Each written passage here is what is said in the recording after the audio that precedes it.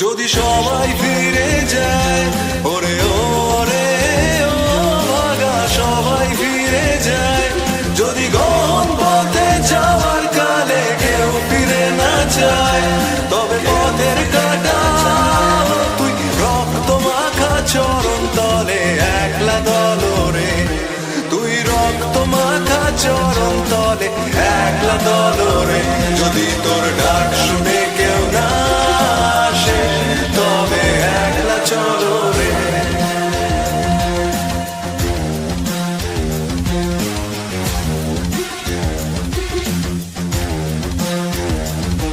যদি আলো না ধরে, ওরে ওরে ও ভাগা আলো না ধরে, যদি ঝড় বাদলে আধার রাতে দুয়ার দেয় ঘরে, তবে বজ্রানলে আপন বুকের পাঁজর জ্বালিয়ে নিয়ে একলা জলরে, আপন বুকের পাঁজর জ্বালিয়ে নিয়ে একলা জলরে, যদি তোর ডাক শুনে কেউ না আসে তবে একলা চলো রে।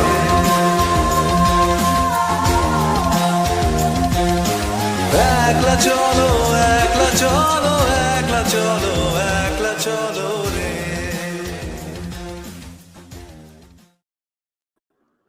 Hi guys, thank you for joining the live stream. I hope you all can hear me fine. Everyone can hear me, right? Today we are going to start our audience interaction and current affairs discussions live streams with a different format. Every now and then you'll see some people from our CSK Vanguard group join the conversation as hosts. We'll put forward our own views as well. And it's going to be based on how involved they are in our offline meetups. So far in the 2 offline meetups that we have had, Abhay and Shrayon here.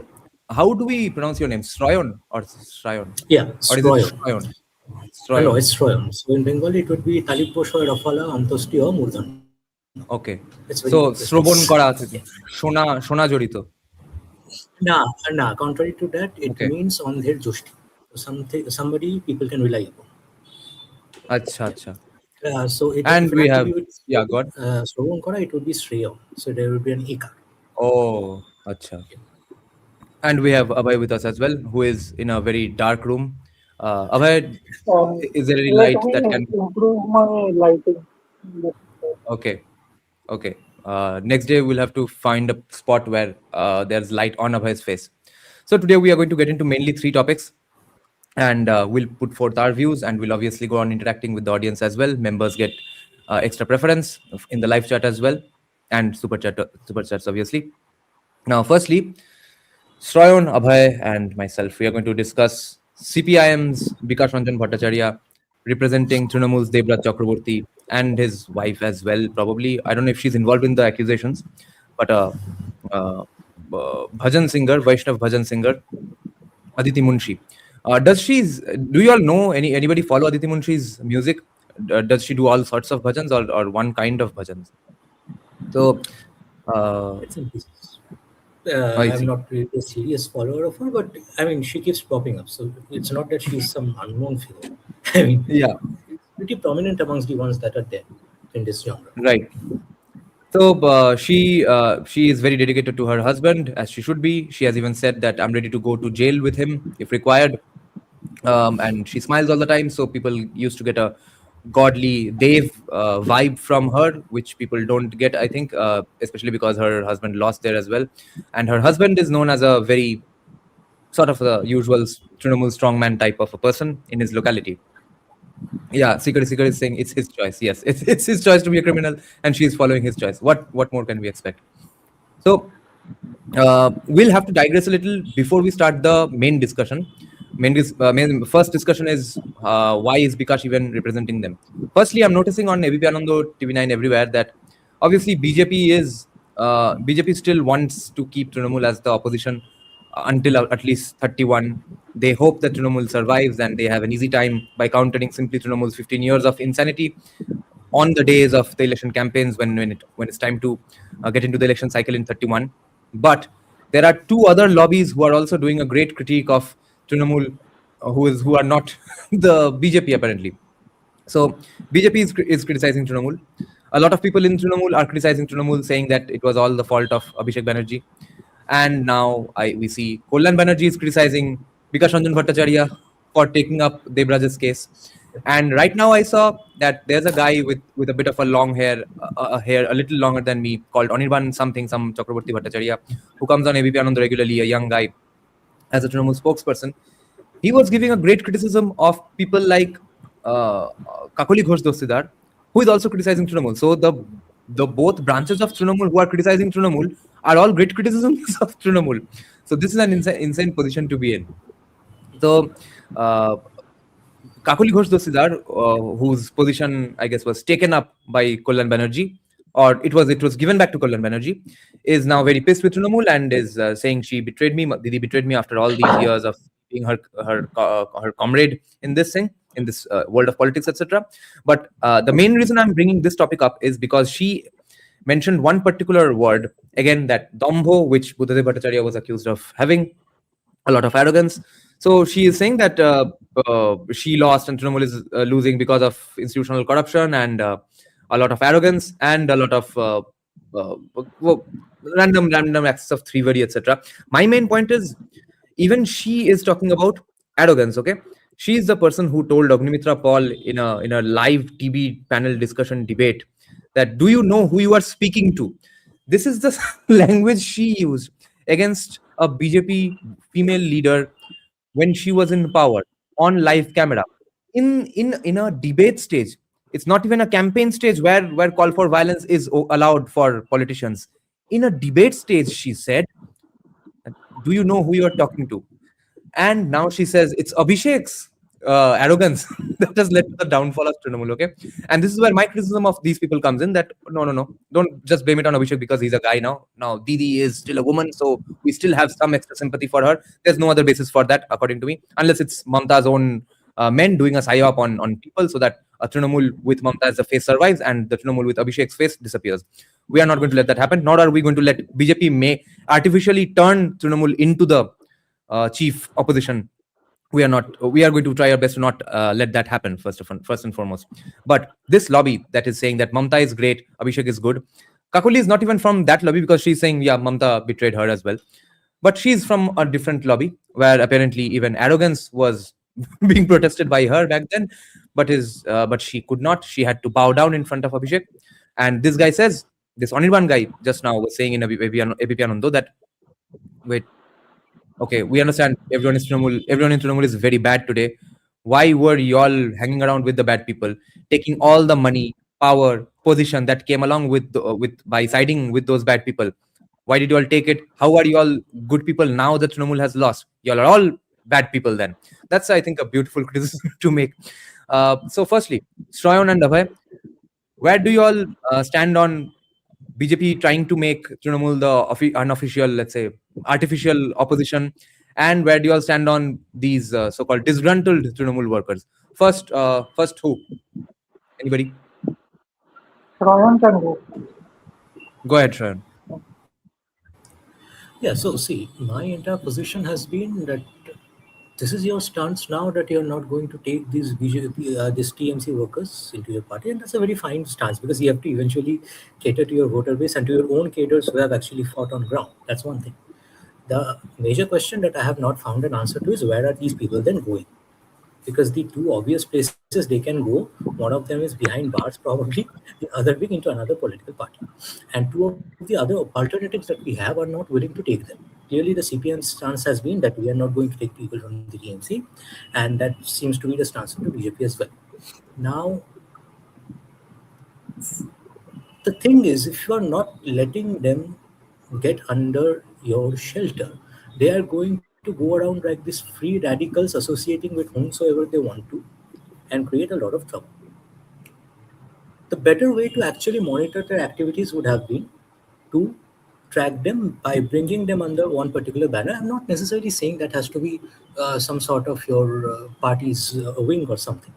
But eventually, if you do associate it with them and make it very clear that we are not going to let you into our party unless you dissociate yourself from all sorts of weird activities that you have been doing so far, and there will be an observation period where we'll be tracking your activities and see if you're actually willing to course correct.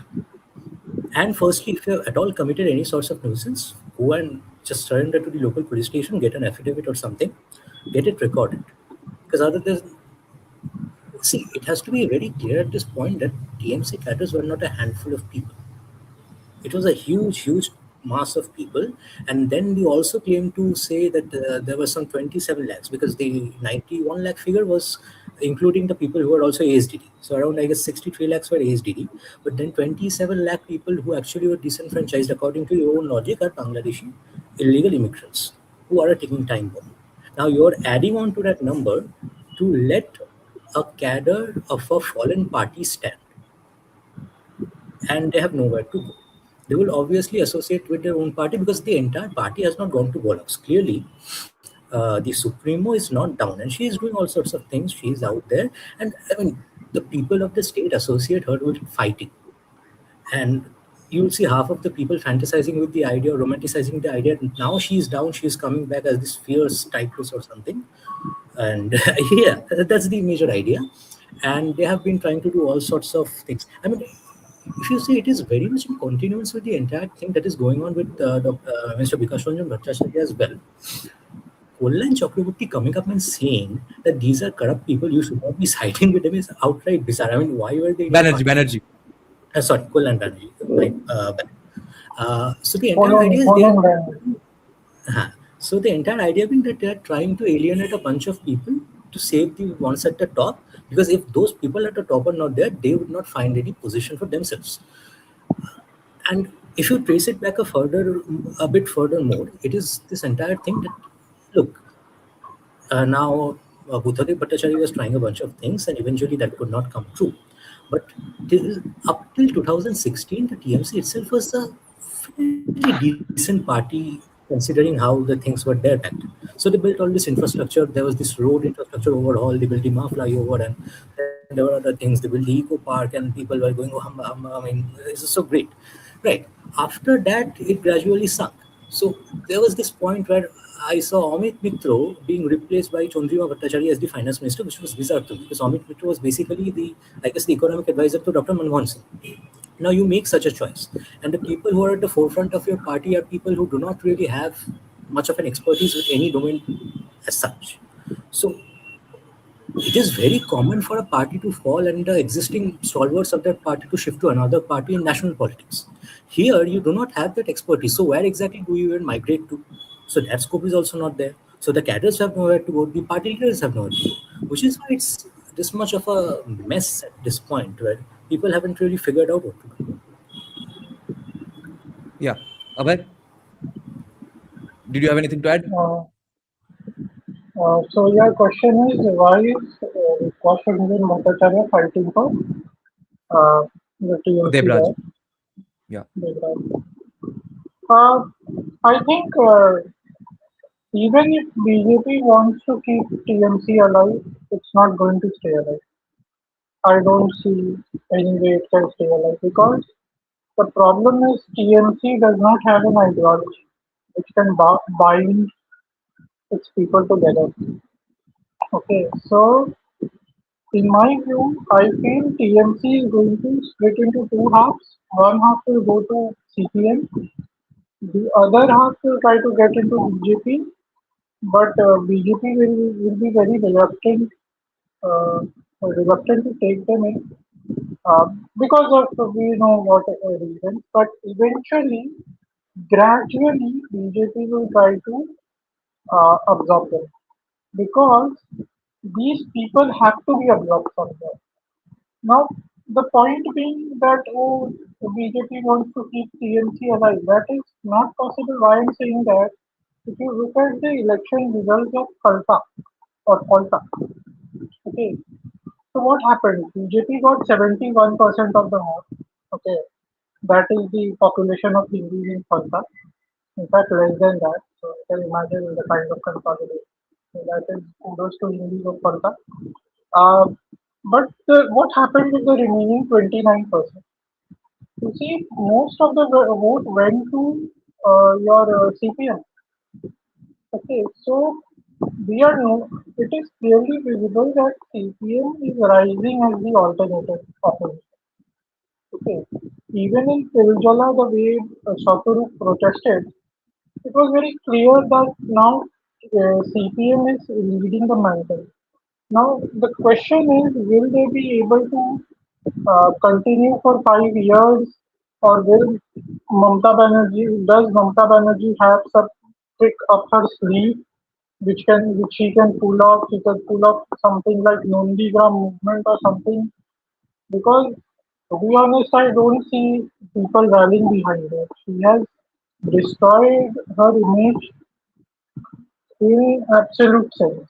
She has lost all trust of people. So I don't think there is any way TMC can be kept alive. CPM stayed alive even after 15 years of uh, uh, 15 years of uh, being out of rule and not even being the opposition because of its ideological base. Plus, CPM has some uh, strength in university. In academia, CPM has a lot of influence, not only just in West Bengal, but all across India. They occupy major universities all across India. So they will always have those few people who will fight for their talking point, which TMC won't have. The way I look at TMC is TMC should be looked at as a quasi Maoist, quasi jihadi, quasi terrorist organization. There is no other way to address this party. But I don't think BJP. I think earlier I was sort of criticizing Swami Bhattacharya for the statement, which I still do a bit, but I understand where it came from.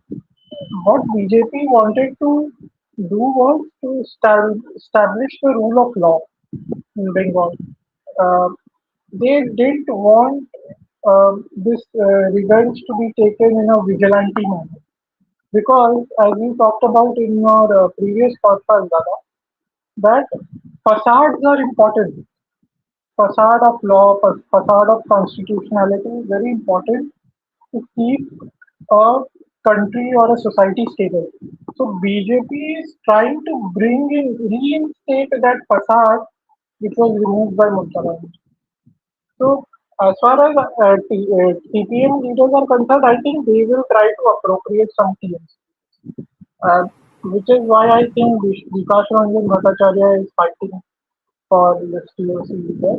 Uh, while and it will not happen in this first. Uh, it will not happen instantaneously because there is a lot of bad blood against TLC, but eventually all the parties across the Bengali political spectrum will start absorbing parts of TLC.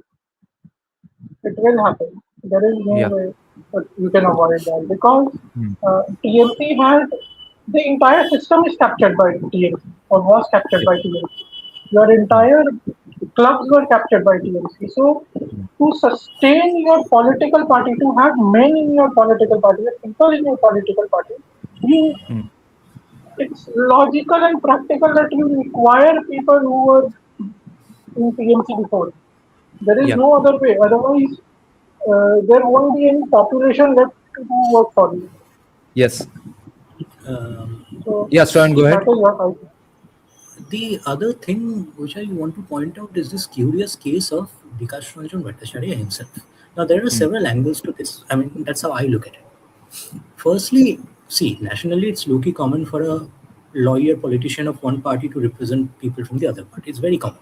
It was not common in West Bengal, I believe, particularly because of the reason, because the main grievance or the main attacking point of the CPIM against the TMC was rampant corruption.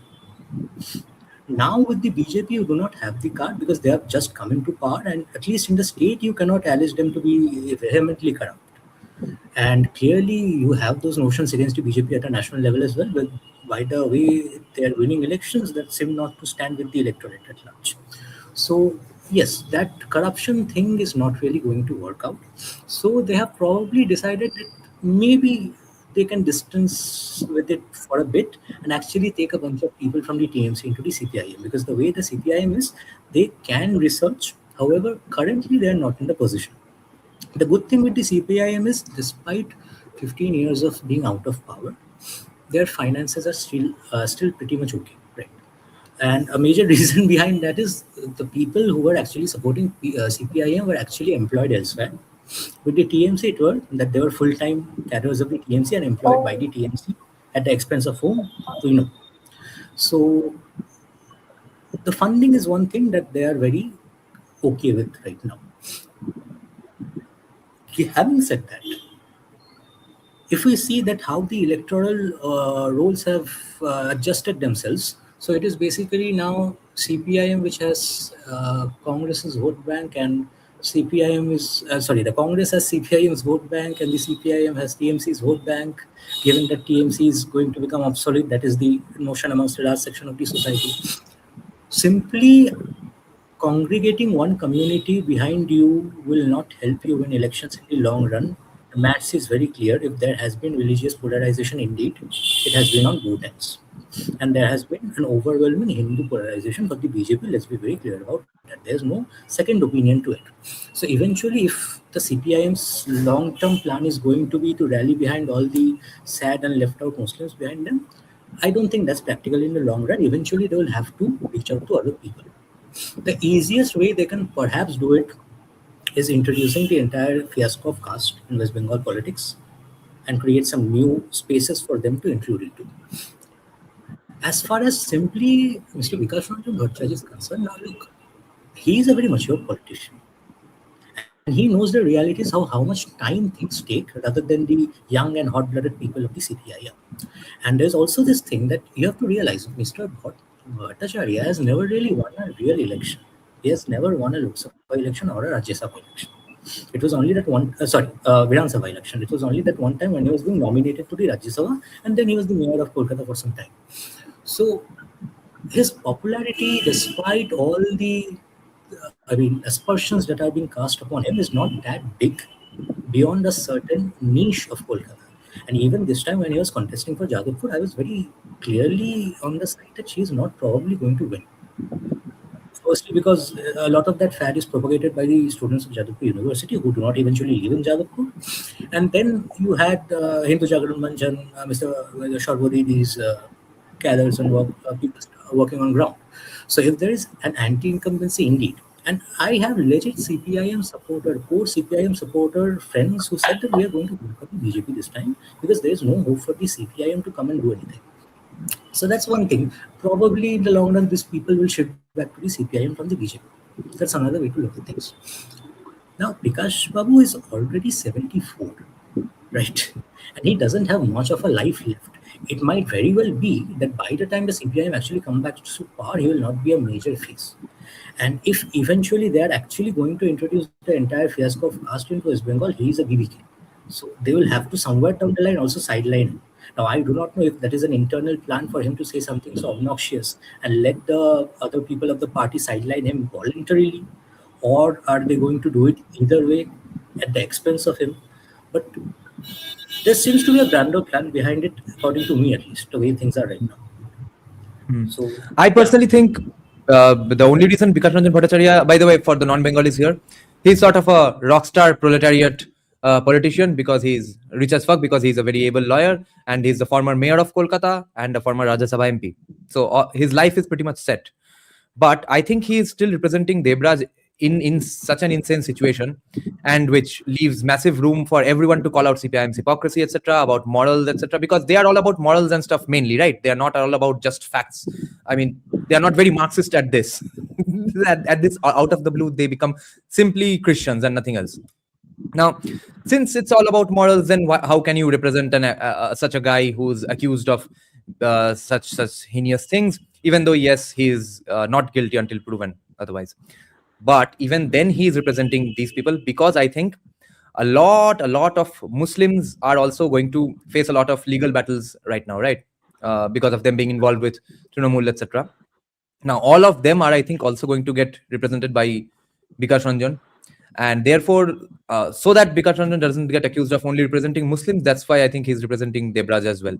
I don't see any other point to this, because this hurts CPIM right now, at least, when they are only beginning to do a resurgence. and it might hurt him as a lawyer as well later on. So I think he's playing his lawyer profession card to the T, and he's protecting his image amongst his clients for that matter, because he knows caring about CPIM over my career right now is not there's no point to that, because CPIM is too far away from power. But other than that, it's going to really help him. And CPIM is not going to take in significant Trinamool leaders ever, I think, because that's not just not how CPIM works as a communist party. But the ground level, everyone definitely will be taken in. But CPIM's, like Abhay was pointing out, that you need the Muslim vote to become the opposition party in West Bengal. So who is getting that, Congress or CPIM? That's, I think, where the Muslim vote will be divided for now. Let's see, because in the regions where Congress is powerful, there a lot of the Muslim votes of Trinamool will go to Congress and not CPIM. And in some other places, it will go to CPIM. Depends on how much CPIM manages to stay in the forefront of the conversation by the actions of, like the actions of Shataru, which Congress is not really known to do in Bengal. Congress never has had a significant leadership. I mean, except before I was born, obviously. 20 years before I was born, that's when the last remaining significant leaders of Congress existed. Even Shomen Mitra joined Trinamool. Nirved Rai, Mala Rai, all of these people are in Trinamool today. Yeah, go ahead, Abhay. So, as far as Congress and CPIM is concerned, I feel that Muslims, as of now, would see CPM as a more viable option. Uh, it's sort of a gut feeling also, because for all this while, Congress has had no presence in Bengal. Plus, the kind of central leadership that Congress has, they have no vision whatsoever. At least, if you look at CPIM, they are clear about which issues to go. If you see in Bengal now, what is happening at an intellectual level or at a narrative level, CPM has set the ball in motion to some extent. They are trying to appropriate Chaitanya Mahaprabhu. I heard Shatru, where he said that Chaitanya Mahaprabhu के पढ़ाने चाहिए शिक्षा technique बच्चे. So they are trying to appropriate Chaitanya Mahaprabhu. They are raising the issue of, they have slowly started to raise the issue of caste in Bengal. I was listening to some old gentleman, probably elected CPI, and I said, বাংলায় সবাই ভট্টাচার্য আর ব্যানার্জি আর চ্যাটার্জি কেন, সবাই তারাই কেন মুখ্যমন্ত্রী হয়? So why would only Banerjees and Chatterjees become George CM? So these issues are not being raised by Congress in Bengal. It's being raised by communist leaders. So they have taken the lead when it comes to setting the narrative against BJP. So it is clearly visible as of now to me that CPM is going to emerge as the opposition, or they have started taking the lead.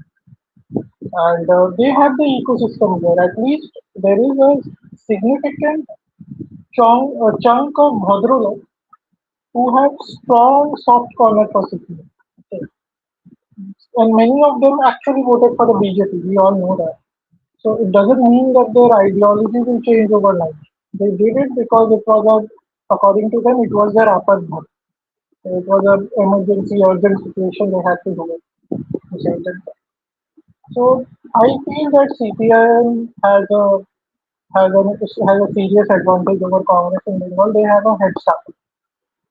Congress Yes. needs to build their ecosystem from scratch. And another point is, what is the ideology of Congress today? What is the ideology compared to CPM? It's basically another shade of CPM. What what unique does it have to offer which CPM will not offer? Now, had the Congress been in power in the center, then people could have seen some utility of Congress, that okay, maybe there will be this double engine ki sarkar, as BJP keeps talking about, that center state coordination would be better if Congress is pushed as the main opposition. But even that is not the case, and I think in the center, Congress is as far away from power as sun is from earth. So, so I don't see any future of Congress as of now. In the near future, I don't see Congress coming up. It is going to be CPIM. Now, between Trinamool and CPIM, I feel that the natural progression should be Trinamool being sort of supplanted by CPIM as the main opposition. But we don't know what the BJP is planning. Are they trying to keep it Trinamool? Because I do think that Shubhendu Adhikari is not in the mood. He is using the state as much as possible to smother them or to Hmm. completely demolish them. Hmm. And I like that BJP went about it in the legal way. Yeah. They didn't tell their workers go and start Hmm. doing vigilantism against them. So Hmm. I feel that CPIM is going to go up. I think uh, it's too early to say whether BJP has two factions, but I think because Shubhendu Adhikari is leading the BJP in Bengal now, I think he is calling the shot. There is no doubt about it. Hmm. He is very keen on destroying Shubhendu. And plus, Yes. in the center, the manager of Bengal is Amit Shah. Yeah. And when he has a task at hand, we all Hmm. know that he will do it. He destroyed the Yes. Maoists, where he himself gave the timeline that Yeah. I will destroy Maoism by this day.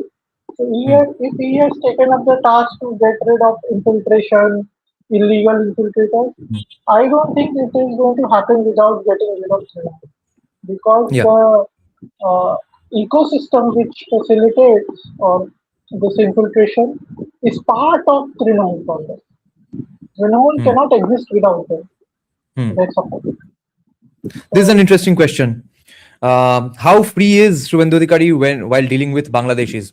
It depends on what kind of Bangladeshis are you talking about. Are you talking about the Bangladeshis who have been here illegally for more than a generation, or at least one whole generation, etc., more than 20, 25 years? Those people, I believe, won't be kicked out really. I think it will be an eyewash of sorts because they are very embedded in the entire country's economy. They are in all the states, in all neighborhoods, in all villages, etc. So I personally do not have any hopes of all of those Bangladeshis who have been living here for more than 10, 20 years, 30 years. They are going to be sent back packing. I do not think that's happening. If it happens, it will be very fascinating to see, and how people deal with all the rising prices anyway because of the war, and extra inflation because of all the cash influx. Then another set of inflation because your cheap labor is now back to Bangladesh, who now drives your car and washes your utensils. So there's an issue with that. But for all the people who came here recently, most of them are gone because of SIR anyway. Few more will be sent back. There was a bit of a skirmish on the border today because a lot of Bangladeshis were throwing rocks at Indian army soldiers, and there was some Bangladeshi army people who were pulling them away apparently. But there was some skirmish today at least, because the work of putting up the fences has begun today, and that's when they faced some resistance. So I don't think all of them are going back. If you all have any thoughts on this, you all can take it up, or I'm moving on to the next topic. And see, there's this last bit of thing. While we may anticipate that the BJP will try to keep the TMC alive, the CPIM will desperately try to dismantle the TMC. I mean, if you see all of their Facebook posts and stuff, that is the main thing. That see, now we are the principal opposition and TMC is no. That has been the agenda so far. So it might be another thing that now see, Devraj Mondal is not so big of a leader that in such opposite styles Chakraborty he's going to चक्रवर्ती ब्राह्मण के मंडल बनिए दिए. caste inclusion. ब्राह्मण So थी के Devraj ब्राह्मणत्व के लिए नहीं. is not so big of a leader that he'll stand with the TMC in this opposite tide. I don't think he had any such intentions as well. Yeah. Anyway, the faces of TMC right now are the top 4 5 people who are there. So it might very Mm-hmm. well be a message to the TMC associates as well that if your party is not going to stand up with you and make you a scapegoat, you may well come with us and bring your voter base with us so that we can come to the mainstream. And we can always come with the argument that, well, it was the top brass of the party that were basically making you do corrupt things, like one of the primary actors of our Tollywood industry came up with. So that might be another reason. And the last bit being, we see at the end of the day, Mr. Bhattacharya has been a lawyer prominently because he has not really been that much of a mass leader that the CPM right now needs for them to make a significant resurgence. And nothing is going to happen at least before another 3 years. So people are making all sorts of calculations. So what happens if tomorrow the elections are held? The thing is, tomorrow the elections won't be held. And after 4 years, when they're finally held, a lot of static things would be actually accomplished by the BJP, because they are firstly, beyond being a good or bad party, they're a first-time party. And there would be a bunch of central funds that would be diverted to Bengal. So with that, they'll be accomplishing so much that simply they'll be the choice for the next 5 years as well. So even if the CPIM is going to come up for some significant amount of fight, they're going to have to plan long. They cannot be driven strictly by ideology, and I even would like to believe that some of them might actually start visiting temples as well, saying that personal fate and party ideology are distinct Yeah. and stuff. In fact, I guess Meenakshi Mukherjee was actually doing that before the elections. She probably visited some temple or the other, and then that was a huge first day. Okay, so they're not against temples. Wow, so that thing would be there as well. And another thing is, after all, the most outrageous thing probably that can offend the Hindus was being said by Mr. Bhattacharya when he said, "Guru ke dekhiye aaj." So that is another thing. So probably they would also want to distance themselves actually from him, because he is this radical idealist person who doesn't need too much of attention right now. He has been through most of his life, and in the long run, when they will actually be fighting the battle, he might not be around as well. Now, what do you all think of ultimately the action of him representing Debraj? Are you all bothered about it, or do you think it's professionalism? Like, if you were CPIM supporters and stuff, what would your position be if you were as educated? The exact same, Swaran Bhattacharya and Abhay Agarwal. If you are CPIM supporters, would you be hurt by it, or would you think, no, after all, it's his personal career, what's the problem? I would be low-key offended, because the most important thing that he's being known for is his ideology and his stances. And then it's not just that. He even went on to say, I would have fought for the TMC Supremo as well, had it been, possible or viable. The thing is, he would not have actually done that. The more important issue is the TMC Supremo would not have accepted his help. So it's purely a weird sort of rhetoric that he raised to rile up a lot of people for some odd reason. And I don't know how exactly does that work out in his favor or his party's favor. Abhay, why then do you think Kollan Banerjee opposed it? Because is he opposed to Debraj's lobby, or he's simply taking any chance to take a dig at CPIM and he's taking that? Could be we could be opposed to Debraj's lobby also, because we all know that within the TMC there has been a lot of infight. So I'm not that well aware of about this dynamics, what is happening behind the scenes. Uh, and also, I think, of course, as you said, that he has to take big at the CPM, because TMC is quite afraid now that it is going to be replaced by the CPM. The immediate threat to TMC now is not the BJP, but the CPM. So they will look to deal with the CPM. Mamata Banerjee tried to create an alliance which she thought she could have led, but CPM has refused. So I think now they would be like, no, stop CPM from getting ahead of us. So maybe that is why Kalyan Banerjee is trying to blame Vikas Bhattacharya, that okay, CPM has lost its all morals. So it is very much possible. Like what happened with Shubhendu Adhikari? He was a proper Trinamool guy, but the moment he became uh, uh, uh, uh, an opposer within the party, or we can say he became discontented, the TMC leaders went after him like dogs. So could be the same with Devraj, because Kalyan Banerjee is very closely associated with Mamata Banerjee, a very loyal person, while Devraj may not be that loyal person. So He's just too be young. sacrificed. He hasn't had enough age to show his loyalty, basically. So he can be sacrificed. He can be the sacrificial lamb. Yes. So then we sort of have a consensus, at least among the three of us, that CPIM Congress alliance is the future of opposition parties in Bengal, right? CPIM Congress and the breakaway factions of TMC who would not show much confidence. and maybe some Muslim parties like ISF. Right. I'm not sure about Humayun Kabir. I Hmm. think CPIM Congress. May, Hmm. but with CPIM and Congress, I think it will be on and off. CPIM will see till the time when they need Congress, and the moment they think Congress is not needed for them, they can just move ahead without Congress. They will dump Congress. It's Hmm. going to be like a, you can say, situation kind of a thing. No, there's no situation in the foreseeable future in West Bengal where CPIM won't need Congress. But since they are that Puritan ideologically, therefore they might reject Congress even if it harms their political interests. Although that has been CPIM's story so far. If it's up to Shatarup and Dipshita in the future, they'll probably not be that Puritan. No, no, no. The point is that what does Congress have to contribute to CPM in terms of narrative or in terms of Nothing. Some vote Muslim share? votes in central Bengal. That's all. That can be gained by CPIM by themselves. The If moment Congress doesn't Muslims exist. will see, no, no, even if it The thing, exists, what will happen is the moment Muslims see that CPIM is a viable alternative to the BJP, they are the main opposition, they will shift their votes from Congress to CPM.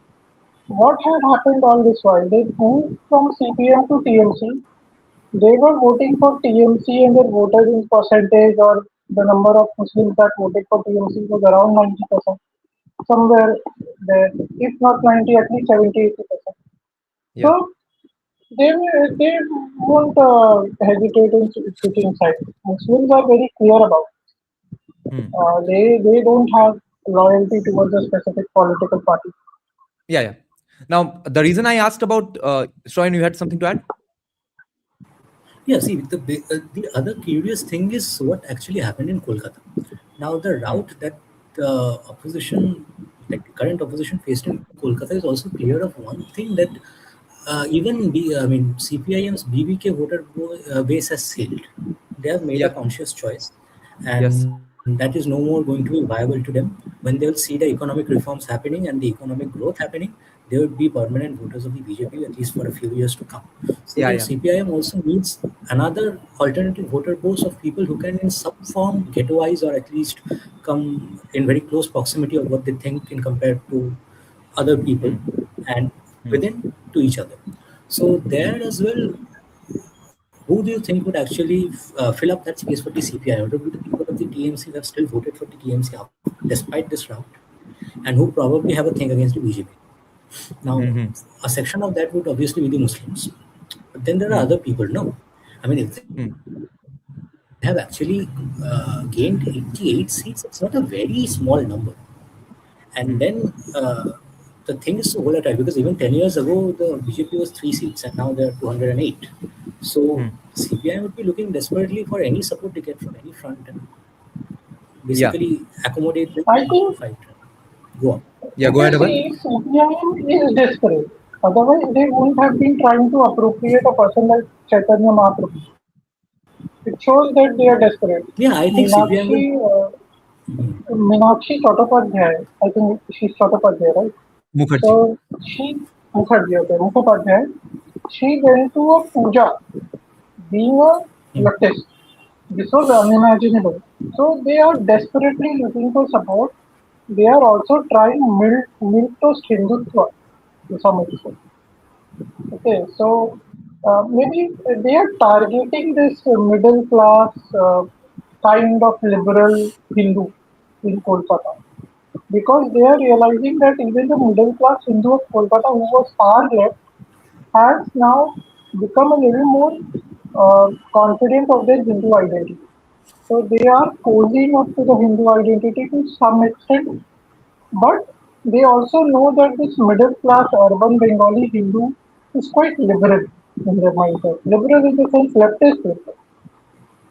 They are not very comfortable with the kind of politics or the rhetoric that BJP pushes, of that of Hindutva, Hindu pride, and the fact that Bengal is a Hindu civilization or India is a Hindu civilization. So those are the ones they will try to attract by appearing that look, we are not very anti-Hindu. but we don't subscribe to this Bhagwa Karan. They are going to play that middle part for, for a while. Once they Yeah. gain ground, then they will go a little Mm. more Yeah. extreme. Yeah, and they do have an audience in that demographic that, yeah, liberal enough voted for Shubhendu because they wanted to vote Trinamool out of power, but hates BJP with all its guts. But their votes can be retained only and only if Shubhendu keeps up uh, this this stance of just a statesman, law and order guy, etc. Not very overtly pro Hindutva or pro Hinduism, pro cows, etc. He's right now Buddhadev Bhattacharya plus cow, and that's all you need to win in West Bengal. I mean, you have to do other realpolitik things as well. Otherwise, Buddhadev Bhattacharya himself would have won. But Buddhadev plus cow is a beautiful model for the state that Shubhendu is so far pursuing. But only because he has a nice, fun time, open road ahead, because he does not have too many constraints other than international politics and stuff. Regionally, he does not have any constraints. If push comes to shove, what will he do and what face will he present? That's the question. But the reason I brought up, I'll take up 2-3 live chat questions because they're really important. But the reason I want you all to ponder over it by the time I answer these is that the reason I brought up CPIM and Congress being comfortably the opposition for the future of West Bengal in the foreseeable future at least is because I do not think they will win even if they have all the Muslim votes. If that alliance has all the Muslim votes, then does that mean that Muslim consolidation is completely irrelevant today since this election? Wait, Yes. we'll take this up Abhay after I take up some of these questions. Okay. Okay, hold your thoughts. Yeah. Okay, so Native Bohiragato is pointing out a point that I have been thinking about since the results day. That what the fuck did Pratikul Rahman do? What a dumb idiot! How could he be this dumb? Did he honestly think there's no chance at all of Trinamool going to power? He would have had a gala time right now in CPIM. What convinced him that it's absolutely a done deal? I mean, how much do you people sometimes like the smell of their own farts? Why would you like the smell of Abhishek Banerjee's farts and you believe that it's absolutely done deal? There's no way BJP is at all coming to power, and I'll just be able to do more by staying in Trinamool for the people. And that's not really a completely fallacious idea, because I believe that Abhishek did have plans to rectify some things, especially with bringing in Shiny to oppose Arup and Sharup in the Tollywood, etc. He did have some plans. Whether it would come at the cost of another 20-30% more of your salary going to their black money, or he would completely fail at it, we'll never know, obviously. Thank fucking God. But he did have plans, and that's why Pratikul. And then this guy joins Trinamool when it's at its worst. What a retard. Okay, the other thing is, Slevin is going on pointing out that the Chingrihata metro issue. Yes, Slevin. What happened was there was one last sort of piece of bridge or whatever it's called on which the metro travels. That one last leg was remaining, and it was not being allowed to be done by Mamta in a place called Chingrihata. With a bunch of excuses, etc. But mainly, she would have liked to go on pointing out that, see, this traffic jam or this lack of metro you are facing, it's because of BJP. They are not cooperating with us, etc. They anyway don't give us enough money to do our freebies and our tolabaji. They are not even building your metro bridge. Okay, and there's some issue with a mosque in terms of in the context of expanding the Kolkata airport as well. So some people were bringing up a mosque issue for the Chingrihata metro as well. That's not what I've heard all this while. A mosque might have been planned so that they can hamper the progress of the Chingrihata metro further. That might have been an issue, but mainly it was all regional tolabajes getting a free hand, and them being allowed to set up their shops. And if a mosque comes up during the building of the mosque, also both parties can take a bunch of I mean the Hindu and the Muslim party inside the Trinamool, they can take home a bunch of black money. And when the mosque finally comes up, you can therefore say goodbye to the Chingrihata metro completely forever. But the bigger news is that it got the go ahead right after BJP came to power in Bengal, and within 120 hours it was completed.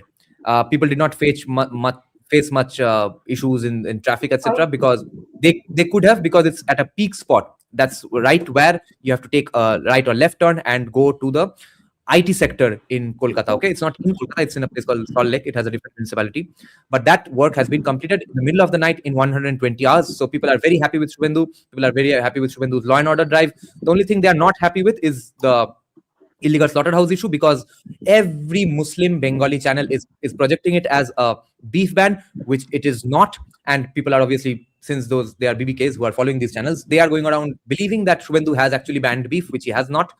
Beef cannot really be banned even unless it's the Bos indicus, and the Bos indicus species is banned in the constitution, and it's just not enforced. What the BJP government has done is they have asked people to not slaughter animals in illegal slaughterhouses. Why can't you eat your dead flesh animal who is murdered properly in a legal area? That's all Shubhendu is asking of you. So some restaurants are apparently closing down because of the beef ban. So, which means that they were sourcing their meat completely only and only from illegal sources. And since I've been in animal rights since 2014, I knew of this issue. These issues were raised by hardcore animal rights activists in Kolkata since Modi came to power, and they were very disappointed with Modi for making Gujarat a hub of dairy export, which is the worst thing you can, worst industry that can come up for cows. And every cow, आयु जिसको बोलते हैं, a cow's आयु lifespan is about 20 years. And almost every cow in the entire world's dairy and meat industry dies before it turns 4 or 5 years old. So now Shubhendu has said you'll need a fixed age certificate, birth certificate. Unless it's 14 years old, you can't slaughter it. And that has apparently sent shockwaves, and it's being called a beef ban. Yes, it definitely does send shockwaves in the regular meat markets and the meat economy, etc. Fair enough. Any change will cause some disruptions in the existing hierarchies and existing चलता है. I mean, you could say that no, तोलाबाजी से कितनों का घर चलता था, वो भी काहे बंद कर दिए. So at some point you have to do the fish ban and simply ban an illegal activity, even if it's gone on for decades. Now, same with the illegal encroachments on footpaths, etc. People are saying, commies are saying, whose intellectual ancestors did Operation Sunshine in the 90s and drove out all footpath dwellers, footpath salesmen, etc. in the middle of the night, so that there could not be much union ruckus, etc., or so that they could not bring their own people and stuff. That same party's supporters today are saying that, why didn't you build an alternative marketplace for them first and then did the eviction drives? Which I'm not really opposed to, because it's, after all, a socialist state. They are probably going to build a marketplace for them anyway. Why couldn't you do just that first and then do the eviction? I guess he wanted to do the eviction as a signal as well, that don't do this further, and also a law and order, strict on law and order image that he wants to build up. So you know that he is definitely going for it. So all of that is taken care of as well. But I think they will be taken care of in a separate market somewhere else anyway. But just because it's illegal and just because it's gone on for a long time with its illegality, it cannot be allowed forever and after. So the beef ban issue is that. But yes, the Chingri Ghata issue has been solved in 120 hours. Did you all want to add something regarding these two questions? Otherwise, I'll take the other question that I was looking at. Regarding the Chingri Ghata, at one point, it was just 150 meters of construction. That was the main. And that was kept halted for approximately 1.5 years. So I guess the kind of roadblocks that were put in the process of development, it's sad. It's really frustrating, to be honest. And that crossing, Chingri Ghata crossing, has so much jam. Yeah. And that is also a way to airport. Imagine. So, that was really bad, and I'm happy that this government came to power and did this as one of their priorities. So I'm happy for that. It will be easier to travel. Many people can travel to airports, metro. So, and it will cost less. Of course, I'm happy about that. And another point that you made was about the VPAT. It's a virtual VPAT. It's not done directly, but virtually, or you can say de facto, it has been done. So, in other states, wheat has been clearly banned, like in UP and all. But in Bengal, because you have this significant Bhadralo liberal population who say eating wheat is a right and all, it's freedom of cuisine, it's a symbol of progressivism. So you cannot directly ban wheat for now.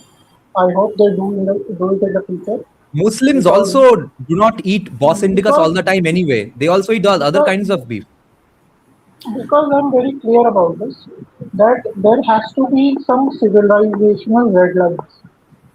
For example, in America, you cannot go and slaughter a dog and have it smoked. It's Horse just as well. against their ethos. It is against their ethos. Similarly, in our country, it is fine. Our ancestors have died for this. They have fought wars for this. This was used to insult and mock us. We have to understand the history before we say, Yes. oh, we have the freedom to use it. That is my clear stand on it. I think Shubhendu Adhikari is doing a good job when it comes to this issue. He has taken a very balanced approach. He knows the practical reality that you cannot simply ban it or not. But in future, I hope they make a case for banning it, the alcohol. Uh, Yeah. as far as as you said, the Muslim veto, you No, no, asked wait, wait. someone We'll asked get to a that. question. I Okay, asked. okay. We'll get to that a little later. Yeah, Shine, you had something to add to this?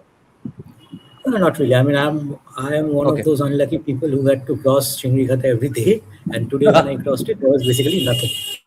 So Yeah. once it gets 6 p.m., it's like hello. So there's absolutely Yeah. nothing. And I guess there was some famous political commentator who filed a PIL in the Calcutta High Court just before the elections, which brought the Chingrikata issue to the forefront. So I don't recall his name. And as far as I think with the entire beef ban fiasco, probably it is a sort of a way where even the ruling dispensation is checking waters as to how certain people feel on certain issues. What are the Because red right lines? now, yeah, so not much would happen, and I don't think they're much interested in actually banning something because similar things have already happened in UP, if you see. And there, the chief minister was very clear on actually demarcating the boundary between what is constitutional, what is unconstitutional, what has actually been done. Probably that would come through in a couple of days, I guess, from one of the press conferences as well. That's my position. But the misconception regarding boss indicators needs to go away because Muslims keep saying, Yeah, how yeah. are we the second biggest exporter of beef and you are banning beef here? Bro, how is beef banned then? How is it exporting at the same time? Then use your brains that it's not the same cow.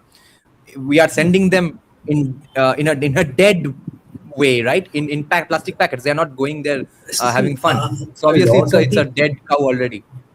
a lot of the confusion has been exacerbated by some stupid statements as well, like auntie cows and I mean aunt cows. So that is one of the things that has worked out as well. So probably a clear discourse needs to be done on this, and I don't think that is much of an issue, really, at least at this moment. Especially when even the Muslim communities are coming out and saying bizarre things like make it the national animal. So maybe not much of a Yeah, no one's issue. really listening to them anyway, and they tried to get a lot of PVK attention by showing that how many Hindu villagers are so devastated and affected by this ban.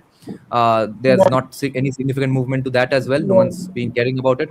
And Now there was Skanda is this They whole asking. are, theme of they man who was being They repeated are 10 times. they've been making this argument.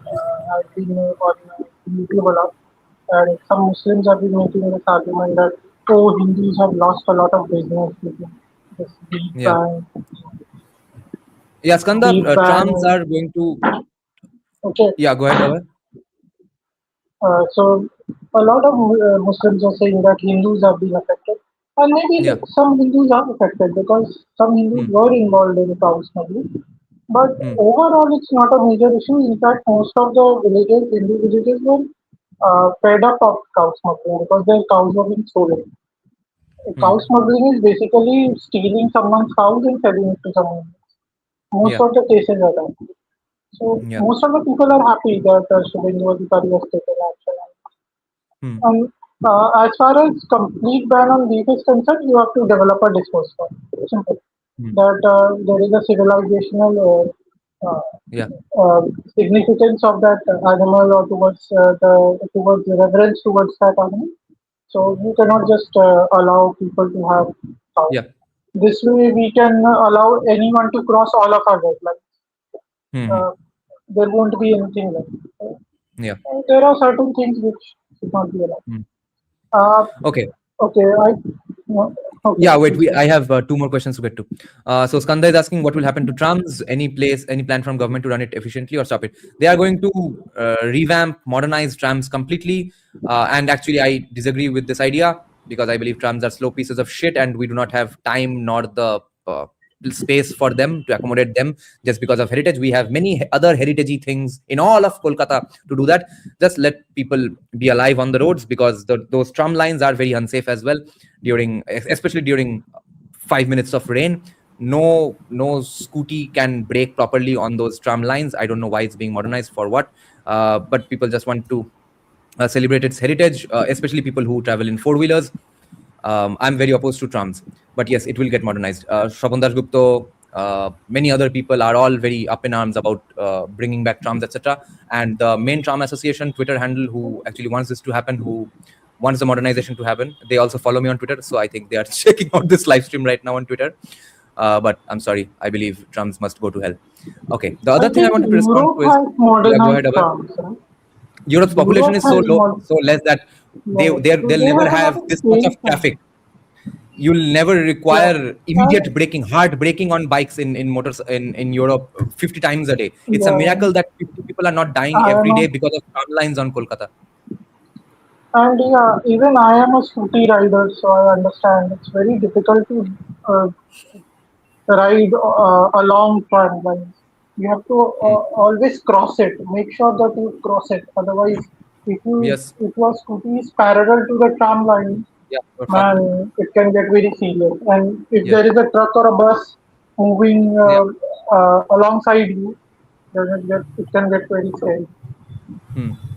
Okay, the other thing Slevin was asking is, do you guys fear that this loss of political veto? Okay, this is a question that Abhay will start with, so we'll take this later on.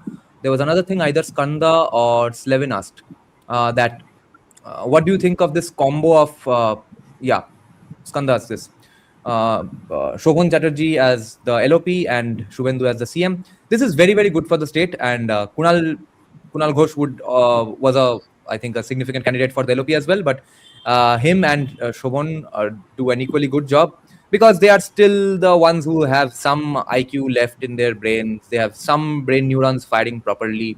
They are not completely crazy people from the Trinamool. So it's not very good for BJP. It would be better for BJP if Firhad was made the LOP, but it's good for West Bengal if these people are the LOP. The other thing was, okay, we can't take all of the questions right now. Okay, then let's start this.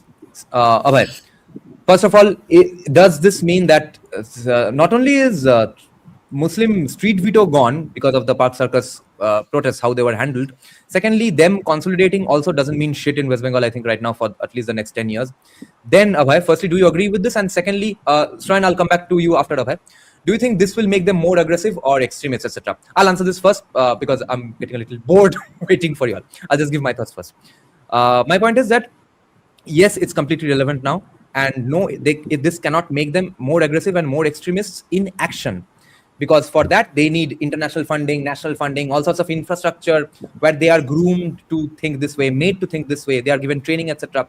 If that funding is prevented by Shubhendu, then they can't be more aggressive or more extremist. Because other than that gigantic funding structure, if they are more aggressive and more extremists, it means they'll throw more stones at the police, who will now fuck them up. So this problem is completely handled right now. Go ahead, Abhay.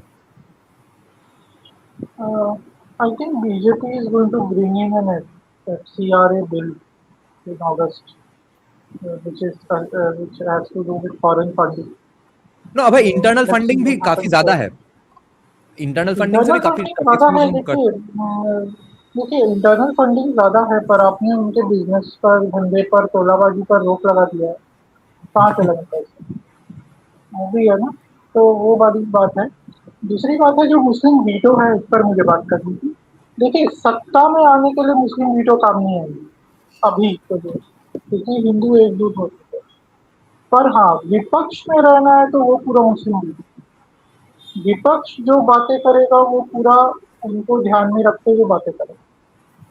अब उससे क्या सत्ताधारी दल पर प्रभाव पड़ेगा, जिससे सत्ताधारी दल कुछ ऐसी नीतियां बना दे जो थोड़ा सा उनके पक्ष में आए, ये एक प्रश्न है. क्योंकि देखिए, असम में भी मुसलमानों की संख्या बहुत है, बंगाल से अधिक है, तो यदि हम अनुपातिक दृष्टि से देखें तो बात यह है कि हेमंत बिस्वा शर्मा इनके दबाव में नहीं आते. क्या शुभेंदु अधिकारी आएंगे? फिर असम का इंटेलिजेंसिया जो बुद्धिजीवी वर्ग है, ठीक है, बुद्धिजीवी वर्ग जो है वो बंगाल का भद्रलोक जैसा नहीं है। वो तो असम का कंप्लीटली एंटी मियाँ बुद्धिजीवी है। वर्ग, हाँ, असम का बुद्धिजीवी वर्ग वामपंथी नहीं है, असम का बुद्धिजीवी वर्ग एंटी इमिग्रेंट है, ठीक है। तो उसमें सबसे अधिक आते हैं ये मियाँ मुस्लिम या जो भी है।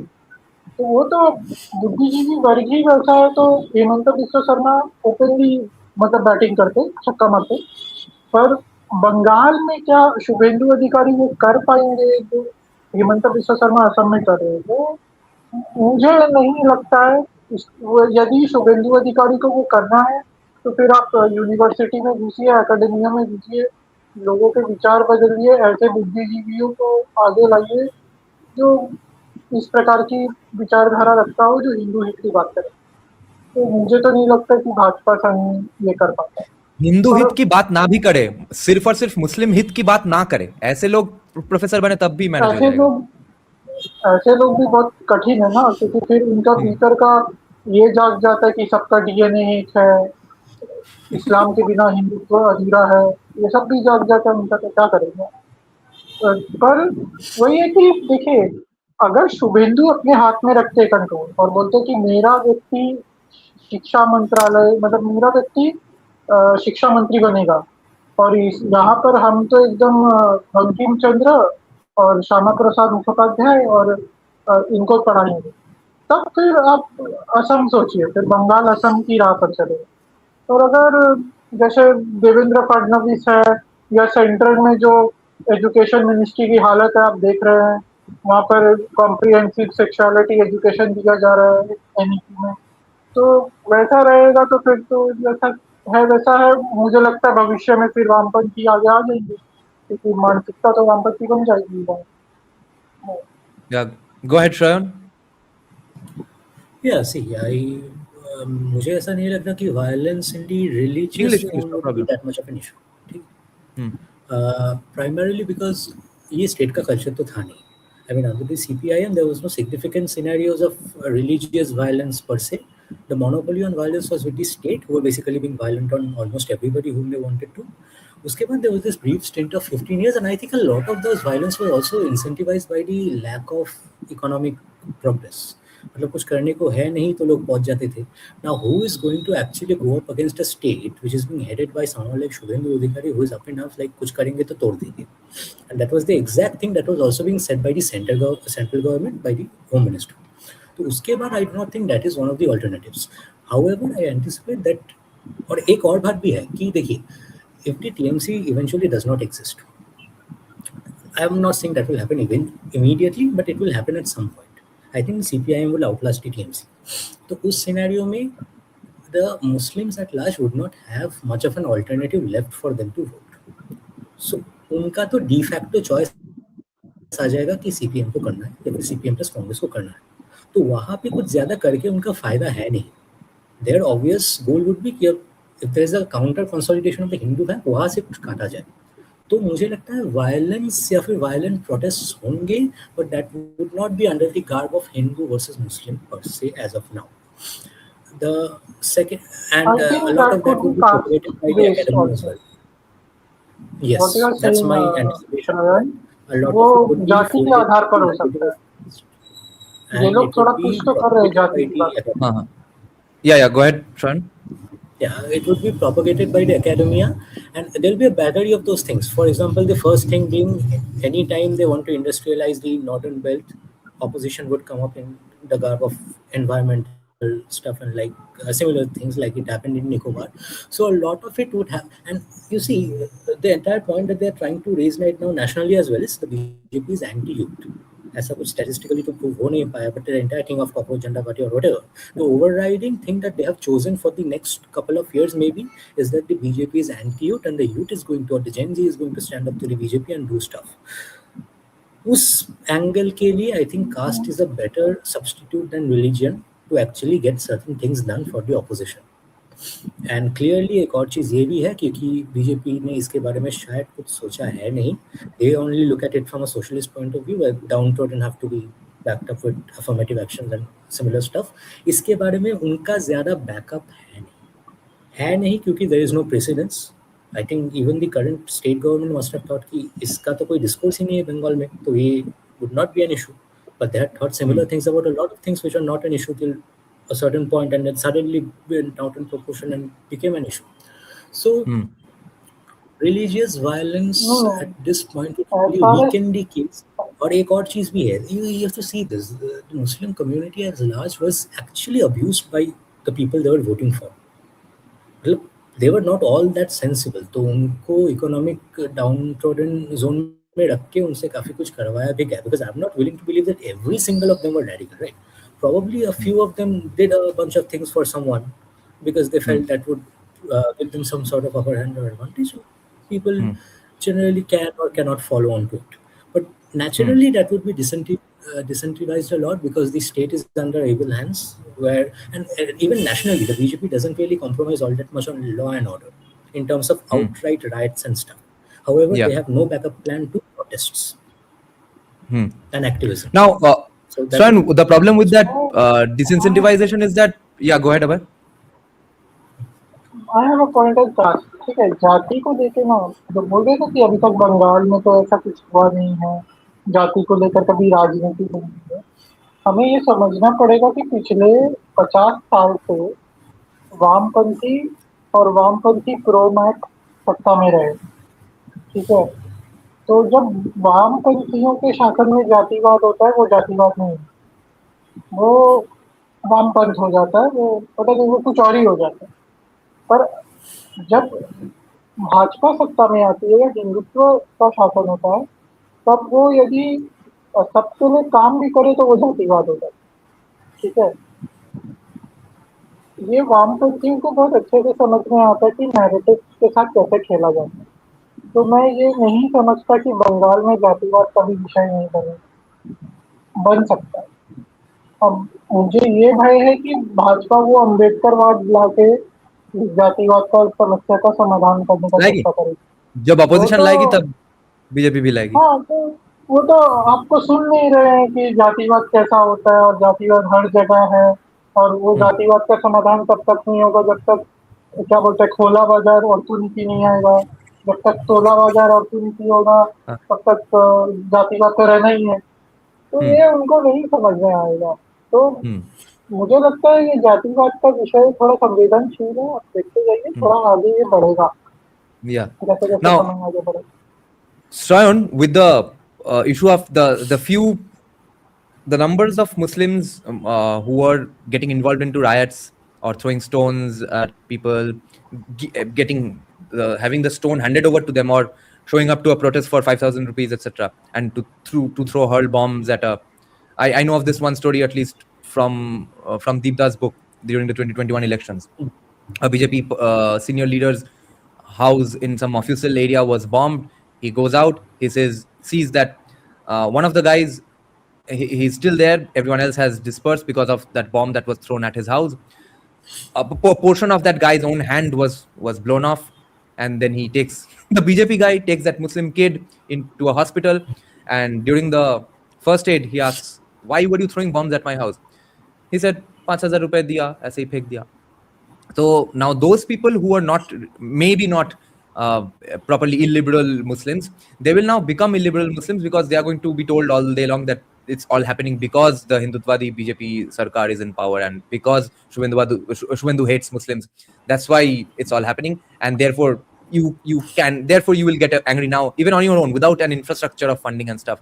There's a problem with that, but I think that can be handled. Now, one other problem that Slevin is pointing out is the lone wolf attacks. Now, if it's a lone wolf attack in terms of human bombs and stuff, even that requires funding. But lone wolf attacks like knife attacks and ramming and driving a car down a crowded area, etc. Yeah, that does not require gigantic funding. That will always be at the threat of that. But what if they do that, will not antagonize them, etc.? That cannot work. We've had enough of that, and these things have happened anyway. But what Freedom is asking here is that don't you think such hawkers, quarter eviction, slum withdraw without rehabilitation, etc., they are directly handing over the plate to CPIM?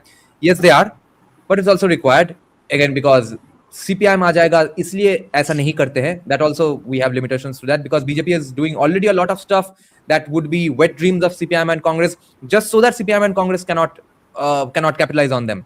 So how much more is BJP not going to do just so that other parties gain some benefit out of it? No, there has to be some limit. And yes, these votes are going to CPIM definitely. My stance is, I think- Yeah, go ahead. demolish those illegal buildings that you are bringing stay orders for, and use that space for handing it over to the vendors. Why you're not letting that happen? I do Wait, believe wait. in one thing.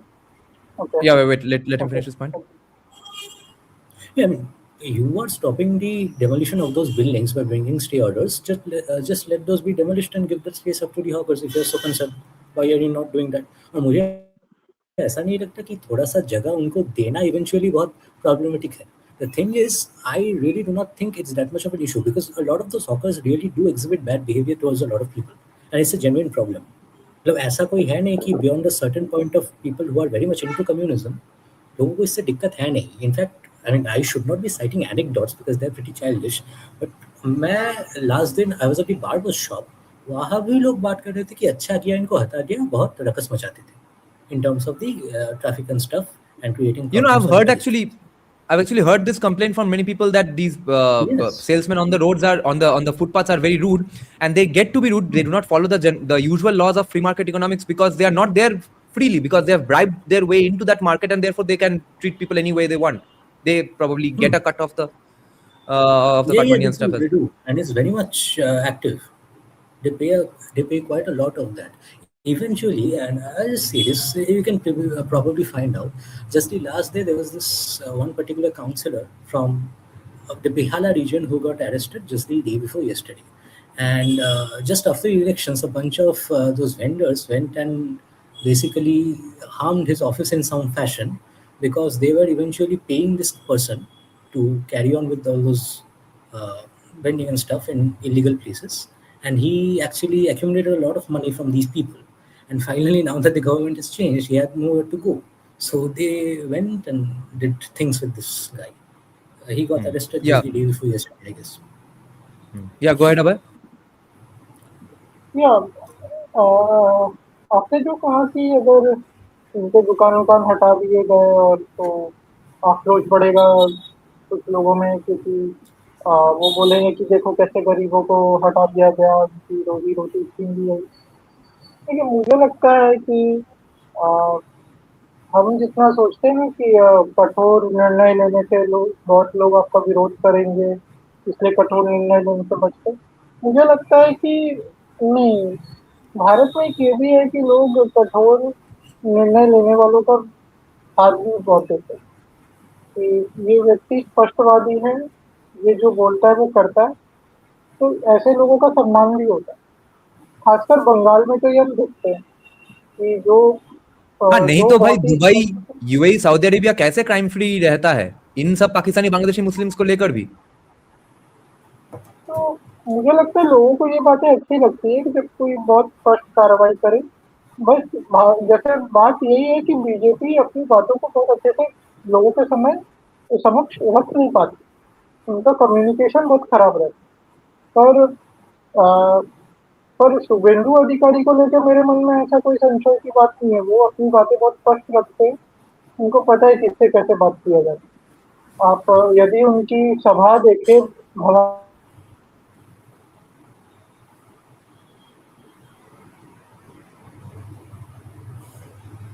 Abhay, his internet is gone. Now, the main reason taking the point forward. Yeah, Abhay, yeah, you're back. Your face is still paused. I think you'll have to re-enter. Audio कभी कभी आ रहा है, face paused है. तुम एक बार exit करके फिर से आ जाओ, ठीक है, इस लिंक में. तो taking अभय's point forward, there will still be the issue that okay, Abhay, yeah, go ahead. So, No, there are still some issues. Your face is paused again. Restart your Wi-Fi or something and then re-enter. Yeah, Vinit, we will take this point up as well. And yes, Rishabh, I don't think the core CPIM vote is not going away. No, it's even worse now. Yeah, it's fine now. Yeah, go ahead. Okay. So, yeah, am I audible, right? Uh, Yeah. am I audible? Yeah. And now you're not. उसका Just internet wait, काम I नहीं कर will रहा है. switch off the camera. Maybe. Okay, I'm removing you from the studio. You exit yourself and then enter.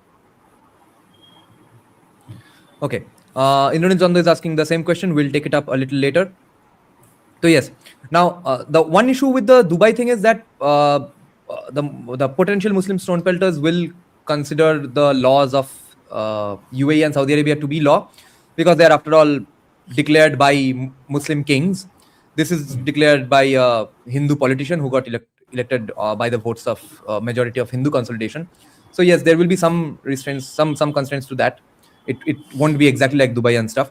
But the reason I think intuitively we all like Shubhendu, Yogi, and Himanto is the same reason that I like watching only UFC and no other sports is because these people are not PR managed 24/7. Their words, their speeches are not PR managed. Maybe their speeches are well prepared and stuff, but random bites that they give is also absolutely awesome. Whether it's Himanto, Shubhendu, or Yogi. That's why I have some extra faith on Shubhendu, a guy who does not require PR to survive in 2026. Definitely has something to him. Okay. By the time Abhay comes back, yeah, Shravan, go ahead. Yeah, I mean, that's the thing. Out of the many chief ministers that BJP has, Shubhendu Adhikari is very clearly good, well spoken. I mean, he can present his points in a coherent way and keep his stance very clearly. Especially Shravan, on the day after the Park Circus riot, the protests, on the day when the actual crackdown began, when he went to Park Circus, the things he was saying were random, out of the blue. A camera guy, a journalist asks him something, and he gives a really well thought out, clear answer. That's great stuff. Yeah. And probably a lot of it comes from the fact that he has really been one of those Am I people who has audible? fought all his way up independently. Yes, Abhay, you are काफी audible. सारे ऐसे Wait. curated CMs है, I guess at this point, Yes, जिनको बिठा yes. दिया गया है, they have not found their own voice or they have not risen into the party ranks that organically, like Shubhendu has. That's one of the reasons. Abhay, go ahead. या जो मैं शुभेंदु अधिकारी जी के बारे में बोल रहा था कि हाँ. वो करना है, कैसे लोगों से कैसे कम्युनिकेट करना है और अ, वो अपनी बातों को बहुत स्पष्ट रूप से रखते हैं पर जानते हैं कि किनके सामने कैसे शब्दों का प्रयोग करना है। जैसे एक बात को लेकर विवाद हुआ था उनका कि वो रविंद्रनाथ ठाकुर के जन्मदिन में गए थे ये ठाकुरबाड़ी जोरा ठाकुर में, तो वहाँ पर कुछ लोगों ने जय श्री राम बोला था, तो वो बोले कि यहाँ पर मत बोलिए आप कृपया, ये क्योंकि यहाँ पर मैं हम लोग रविंद्र जयंती मनाने के लिए आए हैं, आप और सब जगह बोलिए।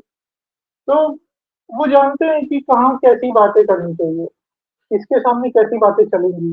भवानीपुर में वो एकदम पोलराइजिंग स्पीच देते, वो सीधा बोलते कि हिंदू मतलब मुसलमानों ने मुझे वोट नहीं दिया और सबने मिलकर मुझे वोट दिया।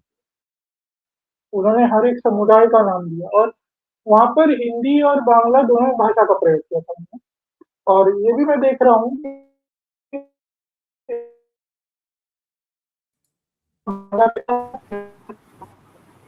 Wait, Abhay, your internet is breaking up once again.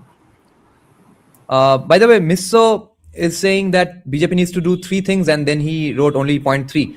Where did your point 1 and 2 go? Did you write 2 violent things? That's why they got deleted by YouTube. Now we'll take this point quickly and then go to our third topic of our discussion today. And Abhay is fixing his internet. Indranil, our metal vocalist, old friend of mine, metal vocalist, Hindutwadi, is saying, what are your views on Marco Rubio's visit to Kolkata Christian Missionary? CIA destabilized some parts of Northeast using Christian missionaries. Do you think he should be allowed to visit? He's going to come regardless of whether he's allowed or not. That's the fun of 93 trillion. What's their GDP? $33 trillion, right? Yeah, around 33, I guess. Yeah.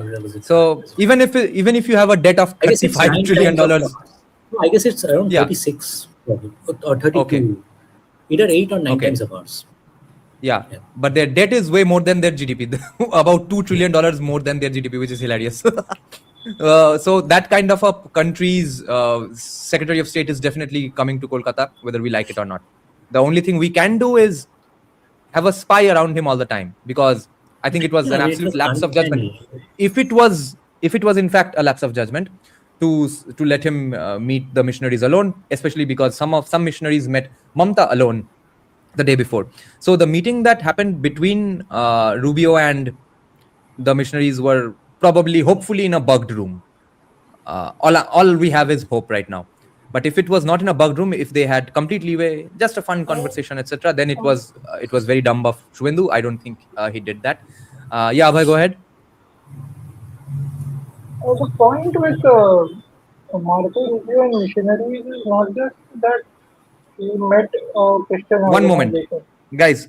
One moment, Abhay and Shrayan. Remember, before saying anything about Christian missionaries, they are not Muslims, okay? So if you don't cross one or two red lines with Muslims, your head will stay in your place and your life won't be fucked with. But be careful of what you say regards to this topic, because 5 years later you might have a Me Too case against you. So yeah, be careful and then go ahead with your piece.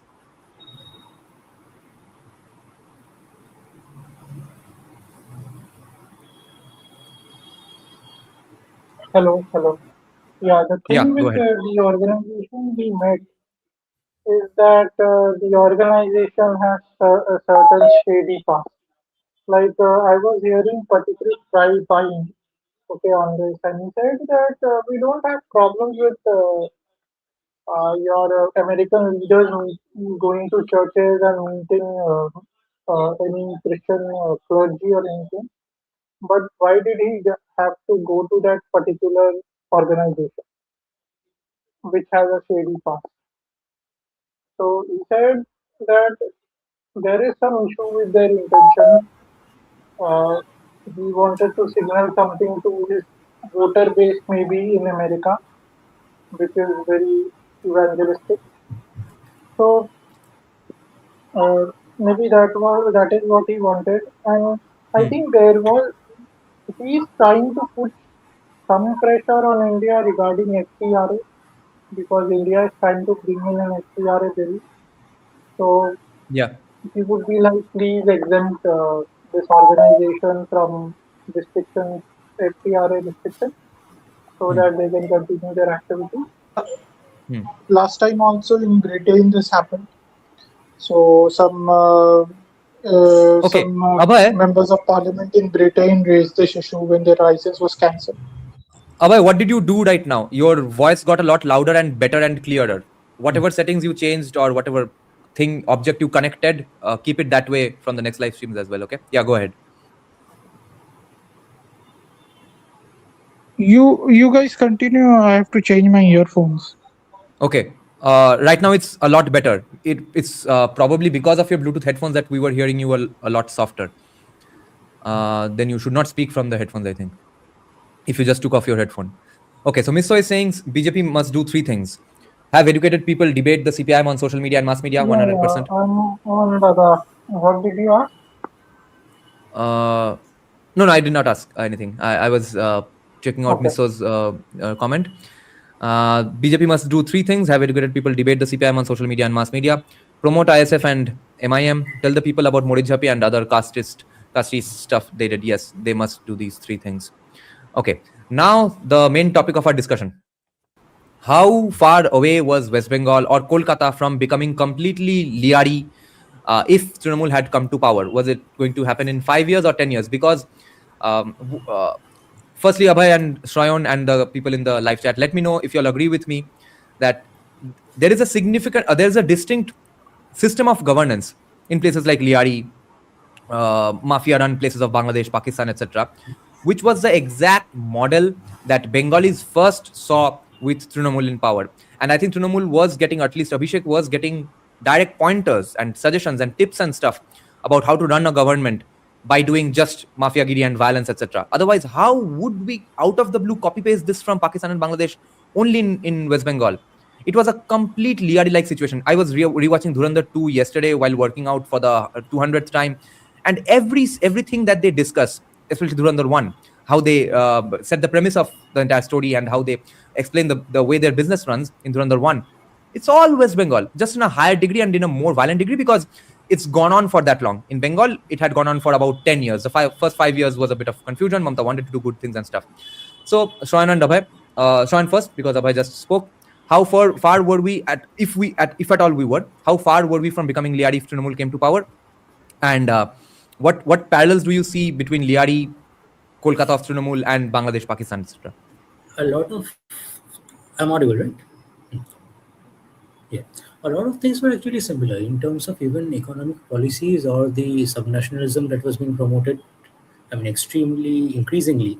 For example, if you see Bangladesh, there are these three parties which are basically the discretization of the entire spectrum. There is the Awami League, or was the Awami League, which was more Bengali, and then there was the current government, which is balancing between the religious angle and the Bengaliness, and there was Jamaat, who actually line our borders, who are batshit Islamists.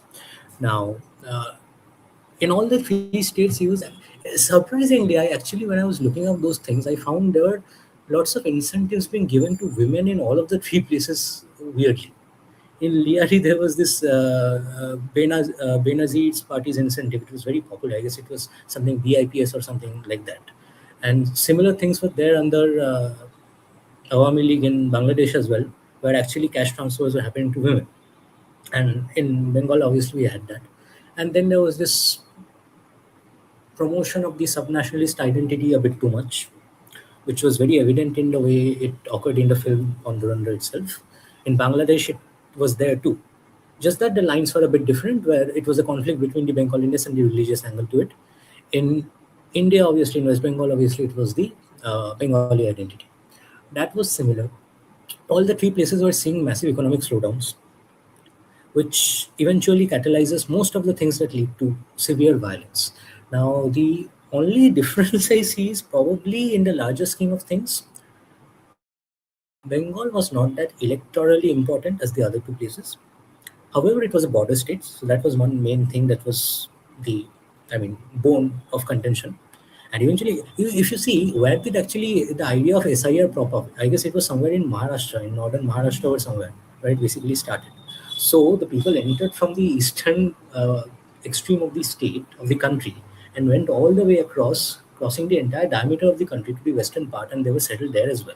So it was rampant, obviously. I guess overall the figure is something 1 crore or something, or more than that. JSD probably also occasionally points out to that. And so that is there. Now, the other thing being that who was the other party in Bengal who was willing to actually undertake that much of violence to challenge you? There was nobody. So thankfully, the state or the central forces interrupted in a way that they did. And I also think, if you see, I guess this time at least, the voters were pretty much decided on who they're going to vote. So there was no need of all that extreme promotion that was being done. However, I think a lot of that promotion was actually done not to convince people, but to convince them that it is worthwhile to come out and vote and you'll be safe. So that presence, that the opposition is actually active on ground, and the homeliness that, okay, if something at all happens to you, we are there somewhere nearby. We don't exactly know where, but we are there nearby. I didn't imagine the Home Minister coming to places like Taratola and Bhawanipur and saying all those things that he said. So that was another aspect to it. And pretty late. Yeah, go ahead. Finish your point. Just say, go on. Pretty late in the game, Trinamool also figured out that they have a huge chance of losing now.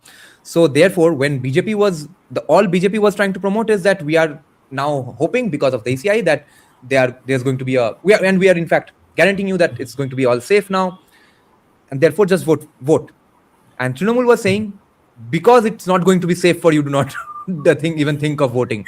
At least do not vote, or do not vote for BJP, because we will come back to fuck you up. Because fear was the only thing they had, and safety was the only thing BJP could offer.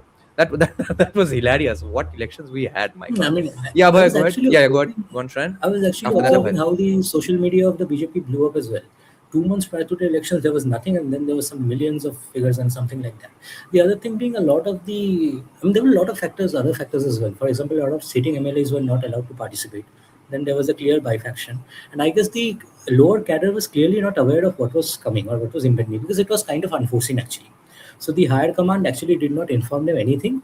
Probably one or two people had figured out pretty early on what was going to happen.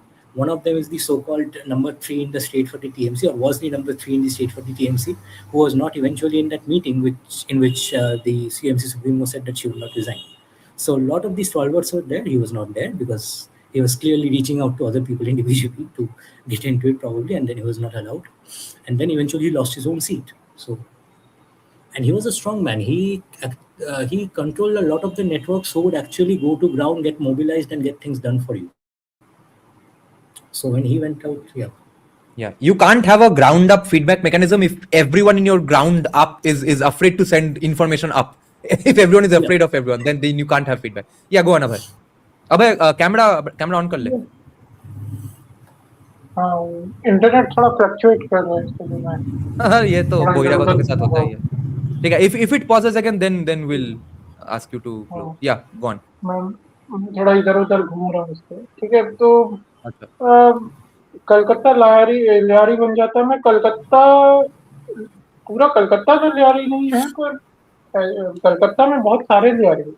ऐसा नहीं है कि नहीं है. पहले वामपंथियों के समय से खिदिरपुर, मटिया ब्रूज, इंटाली, मलिक बाजार, पूरा ही लियारी है. और हम लोग का परिवार पहले उस इलाके में रहता था, न्यूरोसाइंस के ऑपोजिट वाले एरिया. अच्छा. तो हम लोग जानते हैं कि उनका व्यवहार कैसा था. जबरदस्ती गाय काटना. जैसे हम लोग जहाँ रहते थे, बीच में एक गली थी, मजार है, बीच में गली है. एक साइड पूरा मुस्लिम है, दूसरा साइड पूरा हिंदू है. ठीक है, तो ईद के दिन जबरदस्ती गाय लाते थे और काटते थे, भले ही हिंदू लोग मना करे. तो लोग जानते हैं वो इलाके कैसे होते हैं. वहाँ पे कोई तो वहाँ पे नहीं चलता. वहाँ पे होली खेल सकता था. होली, हाँ, होली उस समय जब मेरे पापा का यंग टाइम था, तब वहाँ पर मुस्लिम लोग भी होली खेला करते थे. तो वो लोग भी बोलते थे हमको चिकन खिलाओ भाई, तुम लोग का होली भी है. तो वो सब था. पर ये तो था कि वहाँ वो नियम कानून से परे था. वहाँ पे हेलमेट नहीं पहनना है, जो मन चाहे कर देता था, कोई भी किसी को भी काट देता था. मेरे पिताजी ने मुझे कहानी बताई. एक वहाँ पे नाम था किसी का, एक था कोई मुस्लिम, उसका पेट चीर दिया. ठीक है, पूरा बीच से उसका अतड़ी बाहर आ गया था. अतड़ी समेट के वो अकेला चल के गया हॉस्पिटल. तो ऐसे ऐसे कांड होते. फिर जब 1992 में जब बाबरी मस्जिद गिराई गई थी, अब वो ढांचा तोड़ा गया था, तो वहाँ दंगे हुए थे. तो ऐसे ऐसी घटनाएं वहाँ पे होती है. वो थोड़ा outside the purview of law रहा है, और पिछले कुछ समय में तो ये और बड़ा है, क्योंकि इतना उनको प्रेशराइज दिया गया. तो हाँ, वो जैसा वो कहा था मेयर ने कलकत्ता के, कि हमारे यहाँ तो जगह जगह पाकिस्तान है, आइए आपको पाकिस्तान से कुछ जगह मिलेगी. तो आप बहुत सारे जगह में जाइए, इलाकों में जाइए, कभी बाजार एरिया में एक बंदर पट्टी करके इलाका है पाक सर्कस में, जाइए, आपको लगेगा नहीं कि अब भारत में. अब तो बनिया पुकुर को भी चेंज कर दिया. पहले बनिया पुकुर में बंगाली लोग रहा करते थे, तो अब तो बनिया पुकुर भी 90% हो गया. तो ये तो हो रहा था, बहुत ही तीव्र गति से हो रहा. हाँ, मगर तब वो पॉकेट्स में एक एक अलग अलग लियारी था. अब ये पूरा कोऑर्डिनेटेड एंटायर स्टेट में छोटा मोटा लियारी बनाने वाले थे, और बन भी जाता ग्रेजुअली, बिकॉज एक पूरा कोलकाता एक लियारी. तब it makes more sense because the violence never reached the doorsteps of Bhadroloks ever, no, because in CPIM's era also Metia Bruce was Metia Bruce and no one gave a shit. अभी भी Metia Bruce अगर Metia Bruce रहता and बाकी जगह पे south Kolkata में अगर musician का हाथ नहीं तोड़ा जाता तो किसी का दिमाग नहीं हिलता. तो लियारिफिकेशन इतना ही था कि this was all reaching our doorsteps as well, and that's how you notice that this was getting worse. आप देखिए, जो गरियाहाट में जो हॉकर्स बैठते थे या बैठते हैं, वो कौन थे? अब मुझे बोलने की आवश्यकता नहीं पड़नी चाहिए. वो पूरा भद्रलोक बंगाली इलाका है गरियाहाट, वहां तक पहुंच गए थे. और ये कोई बंगाली स्पीकिंग नहीं थे ये जो बैठे थे. ये पक्का बिहार यूपी साइड के लोग Bihar, जो UP, UP. and a lot of former Razakars from Bangladesh. Okay, तो ये लोग का माइंडसेट और भी खतरनाक होता है आपके हाँ बंगाली स्पीकिंग वाले। हाँ, तो और ये फॉर्मर राजाकार जो है उनको बांग्लादेश के, ये लोग भी सब बिहार के, यूपी के ही थे, और they have a clear civilisation memory कि we are only biding our time, we need to fuck this Hindus up as soon as possible. तो वो तो हो रहा था, वो तो धीरे धीरे पूरा मार्केट कैप्चर चल रहा था। गरिया हाट जैसी जगह पर आ जाना, मतलब गरिया हाट में कौन कौन सी इलाके की बात कर रहा हूँ, जहाँ पर आप जब राजबिहारी से आते हैं और बीच में जो क्रॉसिंग पड़ता है पर ब्रिज है, मैं वो उस इलाके की बात कर रहा हूँ। वो दूर दूर तक वहाँ मुस्लिम नहीं था, वो यस. पूरा प्रॉपर हिंदू बंगाली इलाका था। वहाँ हाँ पर हाँ. वो लोग कहाँ से आए? हम्म. तो वो वाली बात। इसीलिए इसीलिए तो Rishabh, by the way, I have given the link, find it from the community tab, okay, and you can join now. But इसीलिए तो मैं देख रहा हूँ कि क्लियर एक increase in Muslim population definitely हुआ है, because growing up there was one Muslim guy in my school. I did not have any Muslim friends growing up in South Kolkata, and now everybody has 4 or 5 Muslim friends. I'm not saying that particularly is a bad thing, but there is definitely a demographic shift. And to anybody who's getting triggered at my pointing out of people having 4 Muslim friends now as opposed to 0, I'm pointing this out only because no one's running away from India and going to Pakistan and Bangladesh. India is clearly a better country than Pakistan and Bangladesh. I wonder why that is. Yeah, go ahead, Rishabh. No, historically, Hi. I Okay, just Rishabh, रुक want जा. to add, हाँ हाँ, बहिरागत तू रुक जाओ, तू तुम्हारे अलग दूसरे बहिरागत भाई को थोड़ा कंप्लीट करने देते हैं. हाँ, go ahead Abhay. so historically, there has after 1947, Kolkata hasn't had much Muslim population compared to other parts of Bengal. Kolkata has always had less Muslim population. It is only in the recent times we have seen this surge, where you can, it's palpable, because Kolkata has always been very openly. I mean, in the sense that in demography wise, it has been very strongly Hindu. Kolkata demographically, Yes. only certain pockets of Kolkata is Muslim. And that too, those Muslims are mostly Hindi speaking, Urdu speaking Muslims. We never had Bengali speaking Muslims in Kolkata. They Yeah. were mostly in villages near border. Yes. And the one other thing I'd like to ask you all, Shrayan and Abhay, after Rishabh, and then Skanda makes his point, is that do you think if Trinamool does not have an ideology and therefore are going to break up, can love for Mamata Banerjee be the singular uniting factor for the remaining Trinamool people? I'll ask you that after we are done with Abhay and Rishabh, because a lot of people are saying that Mamata is done, etc. But what I'm wondering is, I was just reminded of the Hindu Mahasabha presence in Kolkata, which was insanely huge. And since it was their descendants directly who were still running Kolkata up until the 80s, they were not going to let every random neighborhood become a Muslim potti, Musulman para, etc. in 10 years. They were staunchly anti-Muslim even then. And even the leftist Bhadraloks, who at least overtly became very secular and stuff, never allowed their kids to get married to Muslims. The absolute freedom to marry anybody from any caste or religion has come from our generation. Our parents were the first generation who allowed this. Before that, they were not going to allow, and therefore you did not have much Muslim presence in Kolkata. Now go ahead, Rishabh. Yes, hi Dada. Also, taking forward your point, this is, that guy's worst nightmare, that Bonga Poko person, I've already forgotten his name. A discussion about Calcutta and disproportionate presence of Bohiragatos. But Yes. my point here was that, when we speak about the Lyarification of Calcutta that was happening, the concern here was, see, all of the desert homey areas in every city in India is already, like I said, is Lyari as it is.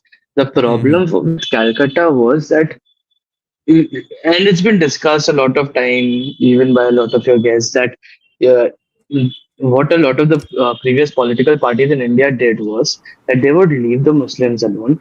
They would focus a lot on Hindus, for good or for bad, and they would just leave the Muslims on their own. And through their religious leadership, they would exert control over the populations. What was starting to happen in Bengal now was that, in a large sense, that barrier, that invisible social barrier, was being broken down, and the harassment was coming into people's daily lives. That was the scariest thing of all, because that would have created, much more than anything else, an incentive for everyone to get up and leave. That was creating, I mean, Lyari, in the sense, it's gang warfare, right? In that sense, this would have been worse. This would have been the Kashmir. governance the governance is completely gang run, because remember how Uzair was showing off to Ranveer proudly that, see, lakho logo ka pet chalta hai, ghar chalta hai, because they think they're doing a really good job, they're doing humanitarian work, and that is the misconception Hmm. that Trinamooli's also have, and hence they are absolutely Lyari alike. Yeah, exactly. These people were capitalists with guns, right? Yeah, But yeah. but yeah, see, that's what I'm saying. It would have been worse. It would have been not the Lyari of 2008 or 9 or 10, 12. It would have been the Lyari right after independence. Whatever, that is the situation, or the Kashmirs of the 1990s.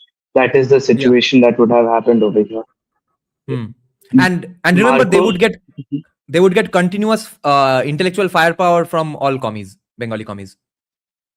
Oh yeah, 100%. That I think they're already getting again. Yeah. So Hmm. वो Funding तो from, Mhm.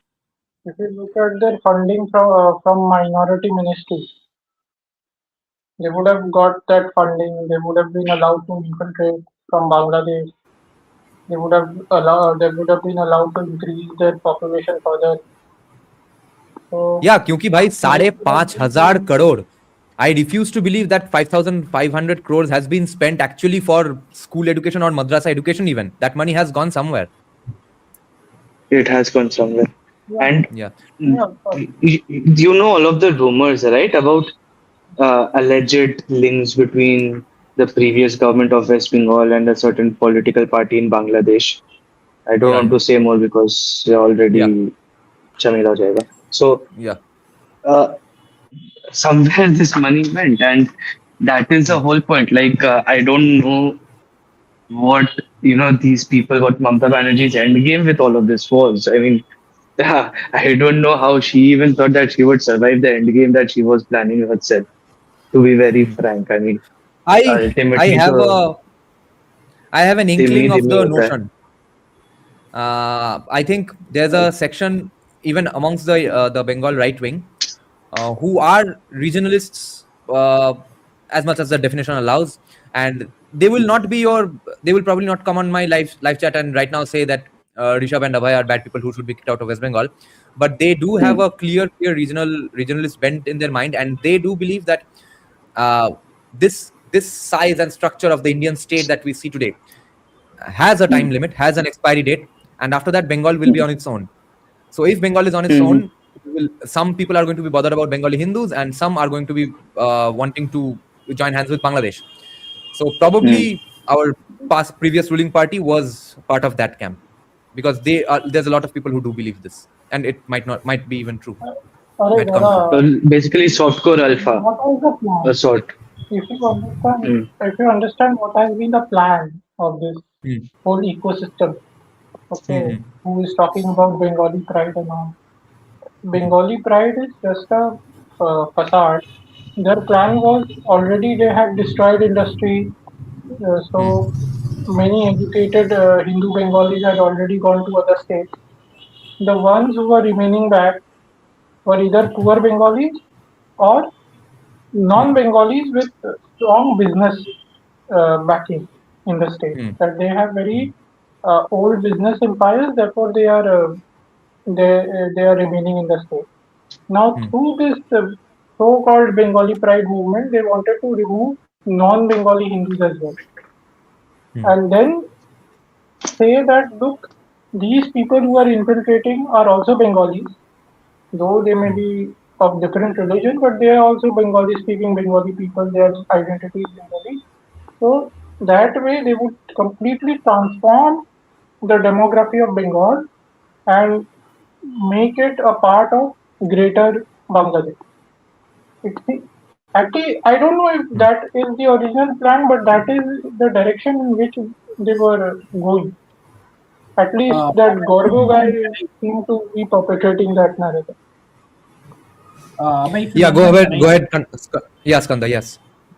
Yeah, Abhay, what you are saying is true, but understand this: commies use something from the states where they are strong in, and they give the word pride in that. It's not just Bengali pride. If you look at it, they are giving something like how Kerala is unique, and they are bringing up absurd points to point out that why it is unique. Then see, every culture is unique to other cultures. That is the primary thing of the culture itself.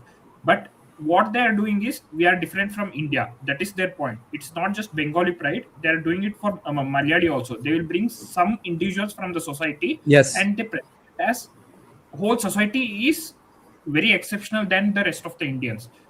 The TMC, what it did was, for better or for worse, they didn't care about exceptionalism at all.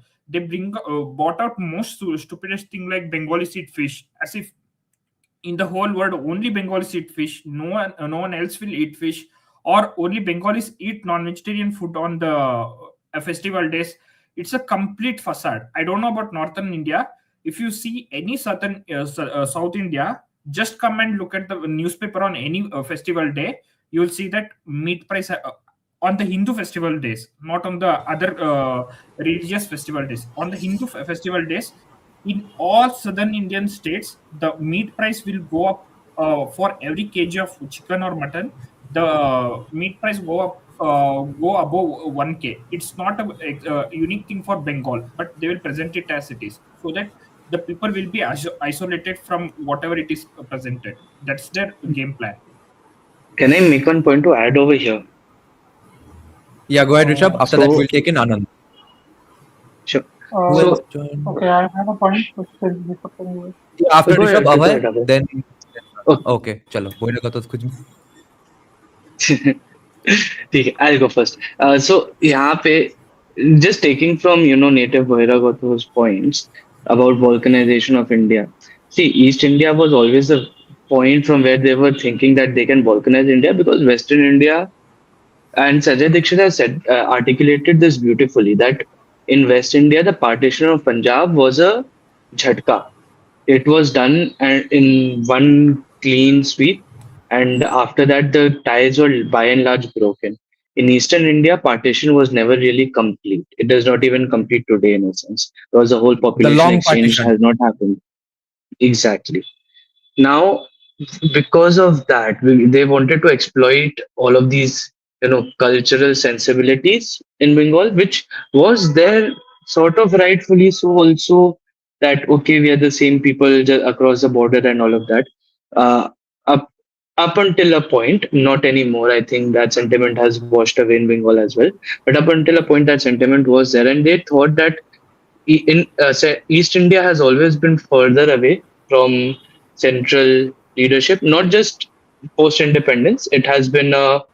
Uh, it has been a thing throughout. Like power centers were always present in North India, Western North India, or West India. East India, not so much. And so they always thought that East India was the underbelly of India. You can use this to create issues. I would not go as far as to say that, okay, they were trying to actively break India. I think maybe they thought that, oh, if it happens down the line, if everything goes our way, fine. But I don't think they were trying to actively do it within the next 5 to 10 years. The point here was to use East India as a point of leverage for the government of India to say, boss, we will keep creating issues over here. In the West, already, the string of tension is so tightly wound with our Western neighbor, our great Western neighbor, that at this point there's no leverage. अगर वो लोग कुछ किए तो हम फोड़ देगा. In East, they still could play things out. वहाँ पे North East India का vulnerability है, म्यांमार का vulnerability है, सब है.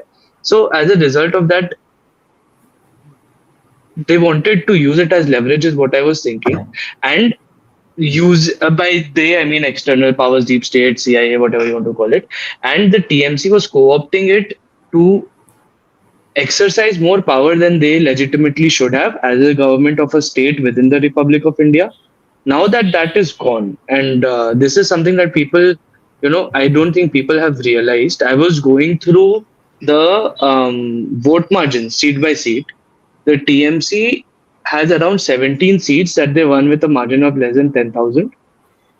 With the BJP, with what, four times more seats, has 24. So what people don't also realize is that the people of Bengal, when they had to choose, they made that decision very clear in all of these things, all of the discussions that we are having, all of these different ideas, which way they wanted to go, they have chosen very clearly. I think the best thing that the BJP did was very subtly put that thought in the brains of everyone that was this might result in Bengal breaking away from the union, which is, I think, the greatest thing that the BJP did this time. It, yeah, and yeah, in terms of and circling back to the final point, I want to just touch upon the first point that I was making, which is The kind of weapons that has come out ever since the elections got over.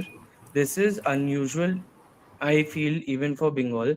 They were definitely planning a second edition of what happened in Calcutta in 1946, which got averted. So it would not just have been Lyari, it would have been the worst of Lyari.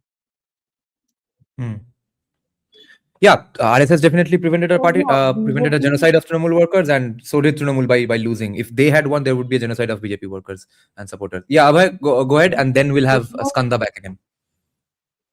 it was basically BJP perpetrated this narrative that Bangla के बांग्लादेश होते थे बोला, बंगो के बांग्लादेश होते थे बोला.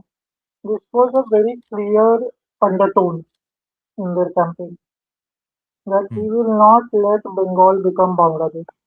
And this resonated with every person because they were realizing that their neighborhood is changing. And then what happened in 2025 in Bangladesh or 2024, that was an alarm bell for the Bengali Hmm. society here in India. That no, no, no, we Hmm. cannot allow this to happen. We will not let Bengal, this part of Bengal become Bangladesh. We will not tolerate it. And I've seen that Bengalis have a certain trauma about partition, whether it's about 1905 or 1946 or 1971. Bengal has gone through these series of partition-related violence twice or thrice in modern times. So that trauma always resurfaces itself among especially Hindu Bengalis. Though they may be very liberal, they may be very leftist, but this trauma is still there. It sometimes comes out, and maybe this time around it actually uh, made a difference at the ballot. Yeah. Okay, now we'll have Skanda and then Shrayan because he needs to leave. Yeah, Skanda, go ahead, make your point. Uh, I have questions about infrastructure, or do you guys want to Okay. talk about politics only? Yeah, no problem. Go ahead. Yeah. So why is Indian government or any state, all the state governments are obsessed with making the obsolete systems work again? Like why are they concentrating on trams and metro, which is no disrespect, but Kolkata Metro was built in 1984. All the Hmm. new lines and everything is compliant for 1984. Instead of Hmm. you guys heard right, there is some underground section where it is disturbing the residents of that place also because of the noise vibrations. Instead Hmm. of doing all that, they can stop and go for more, efficient systems, right? Why Yeah. is that obsession of taking the obsolete systems and oh no no no no, we should not stop them, those are our heritage, those are our legacy. Yeah. Now, the reason that the tram is being rejuvenated is because of heritage. Metro compliance lying in 1984, that's not because of heritage. That's just because of laziness, Babudam laziness. Someone will have to propose a new design. Someone will have to approve it. Someone will have to at least sit down with the guy to know what is the new idea. All that red tapeism is preventing us from upgrading the metros, I think. ट्रम तो I don't see a point at all my god heritage Kolkata का heritage के लिए कुछ बाकी था we have so many historical buildings places where so many intellectual stalwarts lived etc and old temples, many significant places regarding our nationalist history, freedom fighting history. Oh, but we need to save the trams of all things. My God. Yeah, fuck that. See, trams can Yeah, go be ahead. used Nanda. with inside the. You can build a very big SEZ and like Yes, once you build a SEZ, you can just build a tram lines absolutely. there, or just build the Yeah. road and say cars and other things you park outside, come in the tram Hmm. and use it. You can do that Hmm. instead. I don't know why Yeah. government is insisting on using that on the busy roads. And Hmm. what about the SEZs over there? Like, is there any stop gaps applied now since the BJP government is there? Like, I'm giving an example. Hmm. If Trinamool was using, there is a building. I'm just this is an example. You improvise on it. If there is a building and during the in a SEZ, and if Trinamool allowed only 3 floors to be active there in a 10-story building, after BJP government is coming has come, has that allowed for the other 7 stories to work? Something like, I'm talking about the fix gap, the immediate fixes, not the long Yeah. term solution. The funny part is that if Trinamool could, they would build 100 floors in that same spot. The reason they could not was simply they did not have time. If they had come to power, you would see every building become 100 floors high, and all of them would be illegal. They would probably fall down on somebody's head in 5 years and stuff. But Trinamool really liked high rises and stuff, but all illegally. And as far as SEZ goes, BJP wants to do SEZ and stuff. They'll probably not call it SEZ because that would draw a lot of international attention and stuff. They're probably going to call it something else, but they will do SEZs and big SEZs, I think. Sanskrit names. Sanskrit names. Yeah, Sanskrit. SEZM. Then it Hmm. will be in our Shastras as well. Yes. Yeah. Or Yeah. If you had any other like that. points, yes. Yeah, that will be even more Indian. Bharatiya, Yes. sorry. Will be even more Yes. Bharatiya. Yes. Okay. Any further points, Skanda? What could it be? Arthik Krida, Wait. Srirangan or something like that. No, after Skanda, I'll have to take in Srayan. No, go ahead. Go ahead. Okay. Okay, Srayan, go ahead. Anand is very Anand today. No, I'll not take more than 2-3 minutes. Now, the thing about Trump is the trams are, I really don't think they'll be rejuvenated across the entire state or the city, I mean, whatever. Probably one or two stretches where there'll be like this proxy toy train type of heritage thing, and that is that. I am really not in. I mean, I really don't believe the idea that they're actually going to make it work all over the state or the city at that scale again. Because, firstly, they are unsafe and the roads are bad, and you skid and you die, and then you have all these, I mean, gig economy workers like Rapido who already drive pretty rashly, and they are poor people after all. The thing with the metros is, I mean, even the existing plan isn't completed, right? The plan that was being proposed, the initial one, that too is half-hearted at most places, and the actual Tollygunge line is so pathetic because you do not even have those boundaries, and some poor guy jumps off and dies, and even after he dies, no one is wishing him well because he has ruined the day for around some 3-4 thousand passengers who need to go home. So the Sorry to newer interrupt. lines were somewhat better, and No, sorry to there was interrupt. this grand plan Uh, at one point of time of they're going to connect all the circuits and the airport as well. So bro, that was there. 1 second. 1 second. Sorry to interrupt. But modern trams, when they are mentioning it, right, they are talking about Mm. trams which will not run on the tracks. It will run trackless trams, or APM, it is called, automated people mover. So it will be even more So, dangerous. It can be run on any road. so, yeah, I mean, if that I don't really know because it doesn't seem to work out with the current conditions. The very reason they got If you, discouraged was because they were not in if the compatible with discussion the. is about heritage, I have a point to add. Okay. In Kolkata, most of the heritage can be revived by removing encroachment. You know why today Kolkata looks ugly? All the heritage sites also because it is covered with encroachers and those stalls, ugly looking stalls. This is what That's a I've problem noticed. in Patna as well. Kolkata looks ugly, and this is a general problem in India. Kolkata, but I will talk about Kolkata. So Kolkata looks ugly. The streets are congested because of such horrible encroachment. The entire footpath is encroached by your stalls and shops and everything. Therefore, people have to walk on in the middle of the road. There is traffic jam. Your entire heritage structures are blocked by their view. Their clear view is blocked by the ugly looking stalls. I mean, it has ruined the aesthetics of Kolkata. Acha, and lastly, to answer to Dara's question, which she had asked, the last question was whether TMC can sustain itself solely on the image of Mamata Banerjee. I do not think that is viable anymore, but I do not think that is the only reason remaining whatsoever. The thing is, a lot of people in the TMC do not have any other space where they can be accommodated. CPIM is not it, BJP is not it. So where do they go? To the Congress? No. For the people who have been brought in from outside for Rajya Sabha MP positions and stuff, they can. But for the local Bengali leaders, I do not think that is the scope. So I don't know. At some point, I might think that there can be a TMC with the reduced, authority of Mamata Banerjee, where they actually kick her out, because the majority of the party is in such a position that they do not want to associate with herself, and the core people who want to associate with her are not really in a very good position to actually defend themselves beyond a certain point. So either it breaks away and completely joins the CPIM, or there's a rejuvenation of the TMC across the lines where Mamata Banerjee isn't around. Or she might go for some national tour or something to harness the opposition for 2029, and she is out of the picture.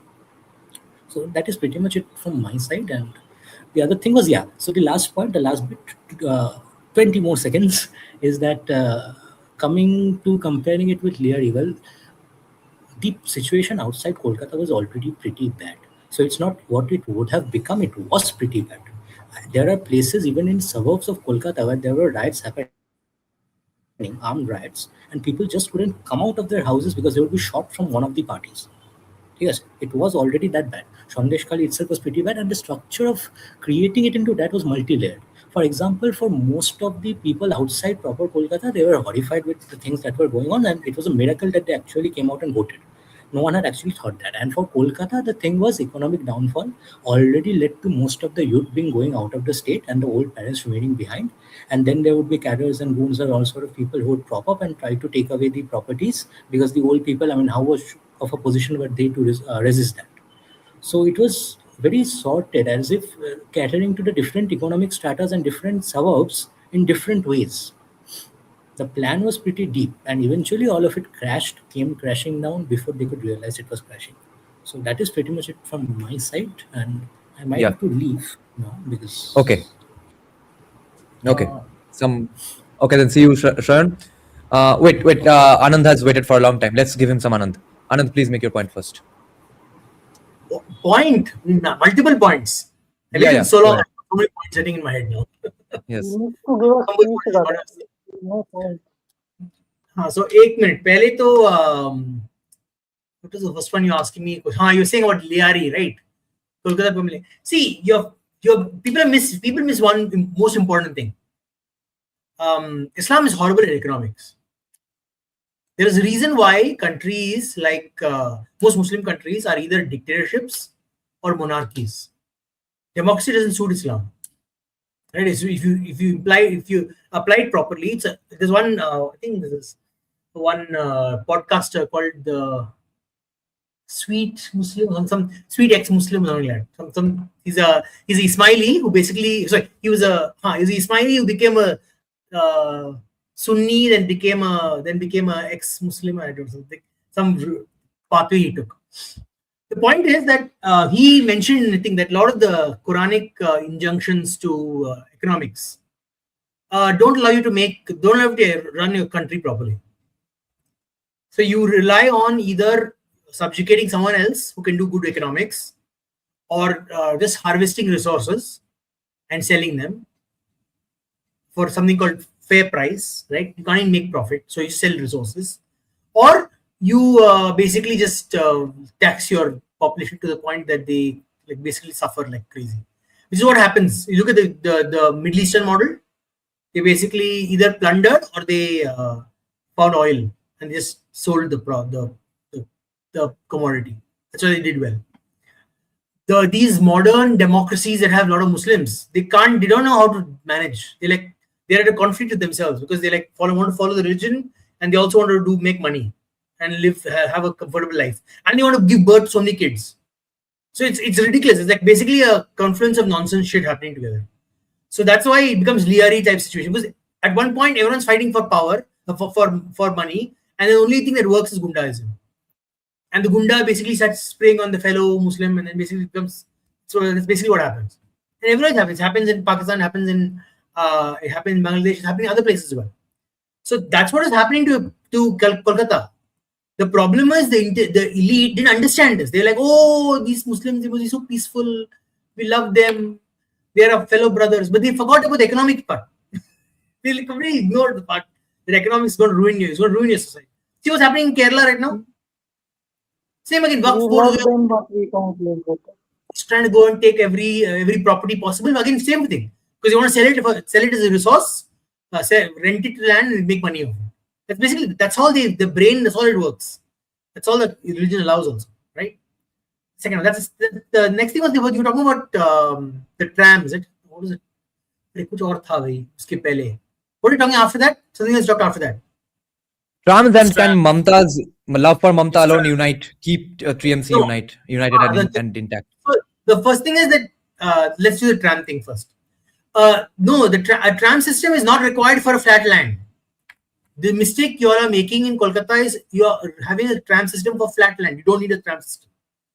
You need a tram system for steep surfaces, like really steep locations. Then a tram is very power efficient because you can go up. Like I was in San Francisco recently, right?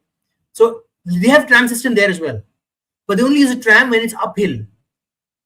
The only tram that's left anymore is the uphill tram, and it's used for tourism, right? It's not meant for like normal commuting, and you need a lot of space, walking space. You cannot have a tram system in a driving city. You need a tram system in a walking city, a city that encourages walking. Then you have a tram system. So you do walking and then you tram when you're tired. That's basically what it should be, right? So it's more aesthetic than it is practical. So second thing is that so you do not need a flat land. You don't need trams. You should get rid of them. I think the government should get rid of the trams. Put them in a museum, max. Or there's some, maybe in the steep, the more hilly parts of West Bengal, maybe you can have a tram there. Move them there, right? Then how about Mamta and surviving? No, I think she will survive, but I think because BJP won't want her to go. See, right now, if you think about it, the Muslim population is not completely, small percentages not vote to BJP. I'm not sure. Again, you have to confirm the population numbers. But I think a lot of them voted for multiple parties. So ironically, this time in West Bengal, it is the opposite of what happens in outside of other parts of India. They just split across multiple groups. They're like a cornucopia of choices. But it won't happen the next election onwards. It will happen. It happened this time, and it will happen probably once more. No, it will not happen ever again. Because the thing with that's my point. That's why Suvendu is, if Suvendu is smart, he will get rid of the ulema's political power in West Bengal as soon as possible. If he's smart, he will take away the political power of the ulema. If he's not smart, he will let them get together and figure out a way to strategize and kick him out the next time. So, which is what I think Himanta did. Himanta did that in Assam. He took out the ulema from the knees down, and they are not able. They can't recover ever again. Like that. That's what he's smart. Even though 30% of Assam is Muslim, right? He was able to handle that. So if in West Bengal you want to handle the things, you have to take out the fundamental problem in the Muslim community is it's not that they vote on policy. They vote on what their political leader or their religious leader tells them to do. Doing namaz. That is the problem. Same with the Christian community in India. See, Western Christians are not like Indian Christians. Western Christians vote on whatever they want. They vote on things that matter to them. So like the small group of evangelicals who do vote on religion, most of the Western Christians vote on what is most important to them, whether it's economics, whether it is culture, whatever. But in India, Indian Christians and Indian Muslims do not vote on policy; they vote on community, and that's the irony I always see when people on TV talk about Hindus voting, asking people Hindus to vote on Hinduism. Like, hello, every other community votes on their community, like their religious identity, and their pastors and their mullahs don't shy from saying openly, go vote for this group. That time you have no problem. And the EC just ignores it. Right? The EC just sits there and just chills. What the hell? So I think fundamentally they will keep Mamta around, but I think they'll keep Mamta around not as like the TMC. I think the TMC may fall apart to become a new party again. I'm not sure. Because I think they're bent upon blaming Abhishek Banerjee. I don't think he was at fault here. I think it was just Mamta just messed up. She didn't listen to what people were saying on the ground.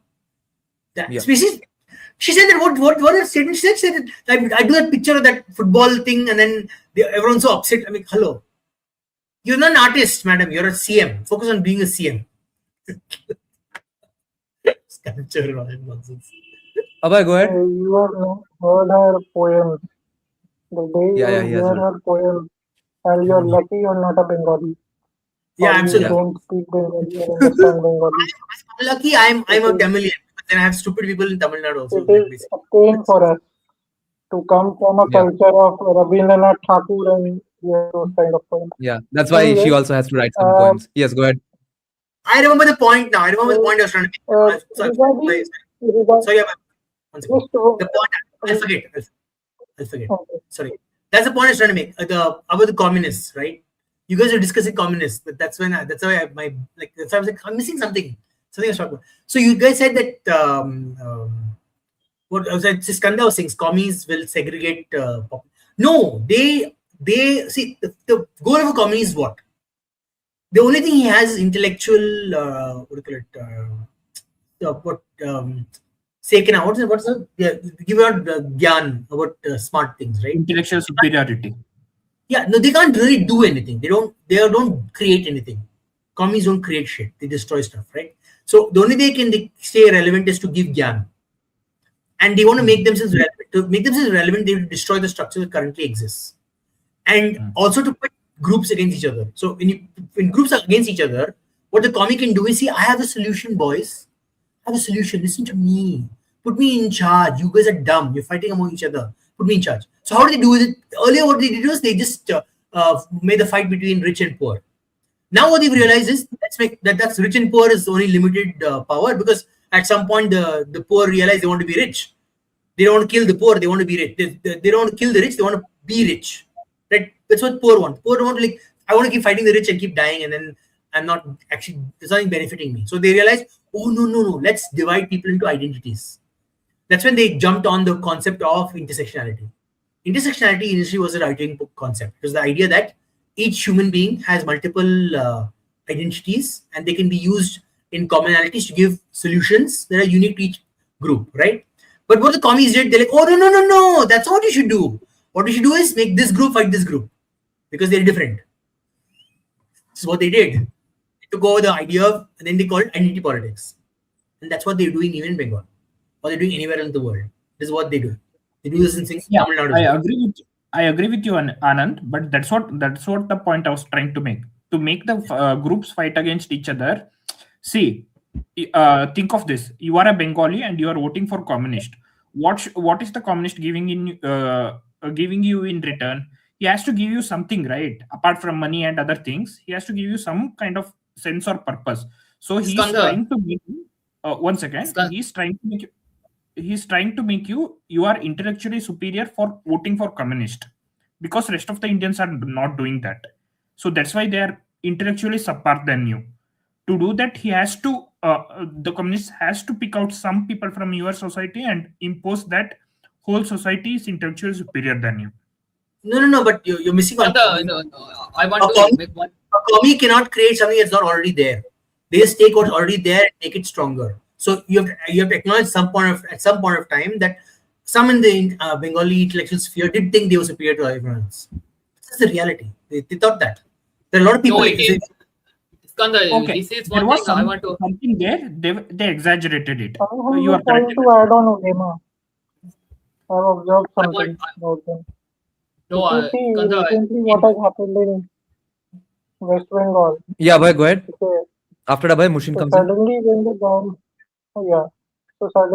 government has become a little more stern on the notorious elements of the so-called minority community, you see many of the ulema has come out and said, "Oh, don't slaughter cows." you don't have to, it's not written in our book. Suddenly you see everyone is doing that. Now understand why they are doing that. They are afraid that now when BJP has won Bengal also, which was the hole for the BJP, and it was preventing them from taking tough action. They have realized that if they oppose the government too much and the government gets hostile, the entire ulema group uh, will be under the scanner of the government, which they don't want. And I always keep saying, if you want to de-radicalize the second largest majority, you always take care of their clergy. You deal with them, or Yeah. you do Yeah. whatever you have to do to them. And Okay. the clergy has realized that the government is trying to come after them.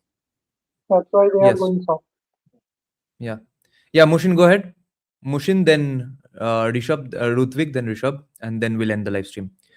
Yeah. Go ahead, Yeah, Mushin. I want to point out about this thing that Anand talked about regarding that Yeah. inverse outgroups. That's Kanta noted that actually it is Bengal is voting for communists for so long for 34 years, nothing more than an in-group exclusivity that we can see in live examples, because the communists made Bengalis believe that you vote for us. That's what gives you intellectual superiority over others.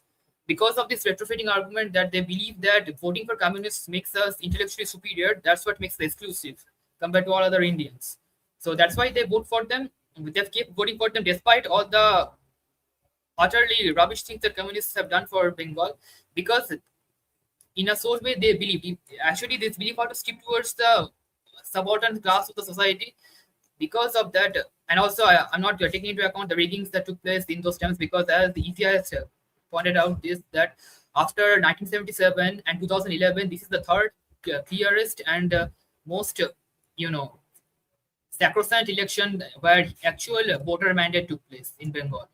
So notwithstanding that, I want to go to the topic of today, that yes, in Bengal politics, you can notice that one thing, that as the caption mentions, that number one, number two will always prevail. If number three, if any party goes to the third position, it's going to get obliterated completely. So now BJP is number one and TMC is number two. But as you've seen, Falta, TMC has become number three. So in a lot of booths, you will eventually see that as TMC. Oh, number four. Yeah. I'm sorry, my bad. So you will see a lot of boost constituencies eventually within the next 2.5 years. You will see that TMC is going number three, and once the party goes number three, it will never come back. So eventually, it is going to become a battle of ideologues between the CPIM and BJP. I won't say left versus right, because we all know that BJP is not the right wing, as we all have pointed out time and again in this podcast itself. So it is going to be a tough battle, because I can see the emergence of CPM right before my eyes, because the battle is going to be harder from now on.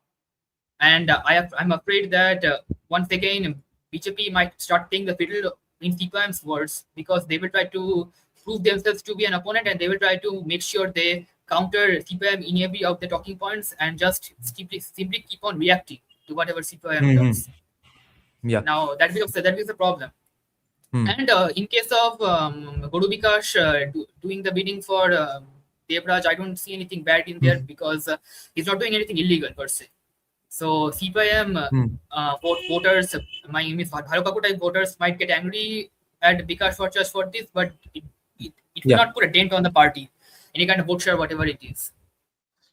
And apart from that, for Trumps, in case of Trumps, my verdict is clear: Trumps need to go. It's a fucking monstrosity that are a complete fucking eyesore, and they need to go from the side of roads. Are you joking? Means putting out railway tracks on the streets, in the middle of the street where traffic is going on, is some kind of a joke. In 21st century, trams were created for a time when motor cars were a rarity. Yes. Trams are relic Yes. of the past. They need to be kept in the museums. And Anand put up with a logic that trams need to be put in steep slopes and hilly regions. I don't think it was I don't think it is going to be needed in hilly areas either at this point of time. Yeah, because they are very vulnerable. Our hilly areas are not like Europe's hilly areas that there's a landslide happening every other day. No, in Europe also you should keep cable cars ready. Cable cars are there to keep people safe. Why Yeah. need trams? Now, Means I heritage. mean, The only no, argument bro. is heritage. So Heritage, heritage. Kolkata's heritage is Karighat Mandir. Renovate that mandir, make it less congested, make the Victoria All I'm Memorial saying look is, better. no matter how big the heritage, you can't risk lives and make people go to office 10 minutes late because of a heritage. That's all I'm saying. No, I mean, who the hell now rides on a tram on a daily basis? I don't know. Lots of The people who are Lots the of people who are American- in favor of the people who are in favor of trams are mainly saying it for tourism purposes. So they think that Kolkata will be filled with white tourists who will come here, just travel on the tram and not complain about the traffic jams created by the tram at all. There won't be any reels about that. They are hoping, but there will be. And especially those Ron DeSantis funded tourists will come to Kolkata just to check out the traffic jam created by their fake heritage. Lol. No, So yeah. no, No, wait. We can't. Neerajan da, Wait, we can't debate just trams I'm not trams debating today anymore. information. That's all. Okay. There's only two lines that there are trams. Only two lines in San Francisco. Okay, both go in the same direction in the same region. Yeah. Like literally the same, like the same. Like there's a road go like that. That's it. Up and goes back down. It is meant to get up to a place where you can see the rest of the city, because SF, one part of SF is completely on the top of a big hill, like a really high hill. Okay. And buses also go there, but people like to go on the tram because it's very, like, it takes you through near Chinatown, and it's like that area. So it's very tourist, right? So, but the point is they have a lot of space. Like the roads are wide. There's not much people. Cars don't park there. So it only works in a place where you have none of these other things. So I'm not saying that you Bhai Anand, driving etiquettes of India versus driving etiquettes of USA and Europe. What are we comparing even? Oh, no. US driving etiquette is bad. By the way, let me tell you. In comparison to India. Trash is everywhere. I'm sorry. That's only in San Francisco. No. I'm telling you, the rosy idea we have with US is because we only see alien fighting movies based on US. They had the density they had the population density that we have in our cities. It will be much worse. I went to South. Of course, they do not have the population density of Kolkata. That's why. I went to the south. Yeah, I went to the south. Okay, and there they have even less population. And there I walked on the road and I saw lots of beer cans and trash and paper and all on the road. So the good thing is that their government, their municipalities keep the place clean, so they clean up the stuff afterwards.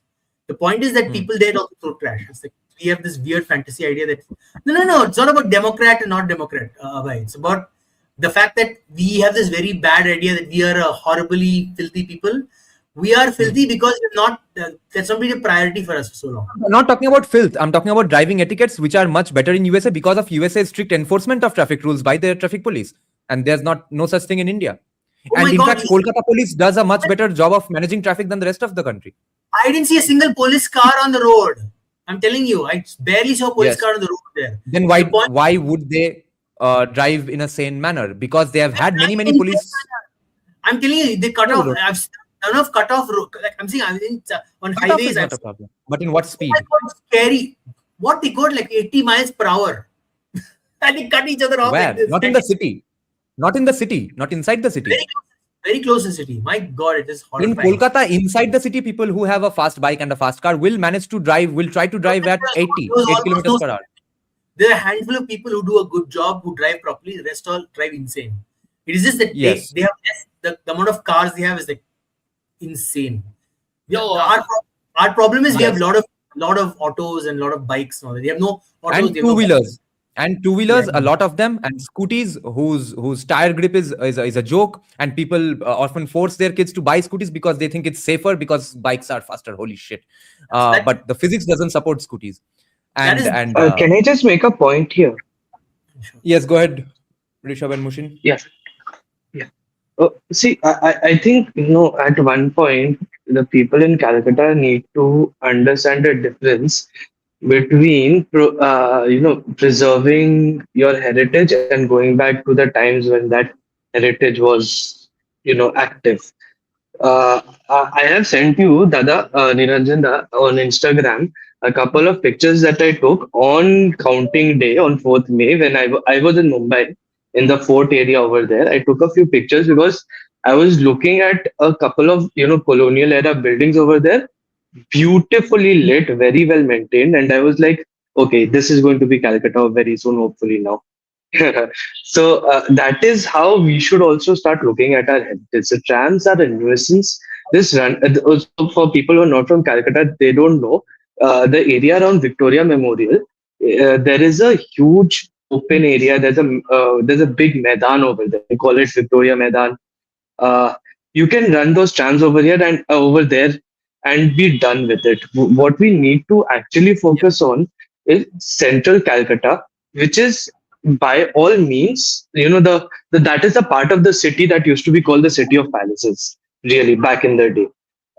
What we need to focus on is actually repairing those buildings, figuring out a way to start maintaining those buildings. I know it's a socialist thought, but if the people don't have the means to start looking after all of those buildings, maybe get the ASI in, get the municipal corporation in, and see how you can start restoring them. That is much more important than getting those noisy, irritating trams again. I mean, there's a tram line that goes in front of my road, and trust me, I'm so happy that the trams are no longer there. It's just annoying, constant No, the noise.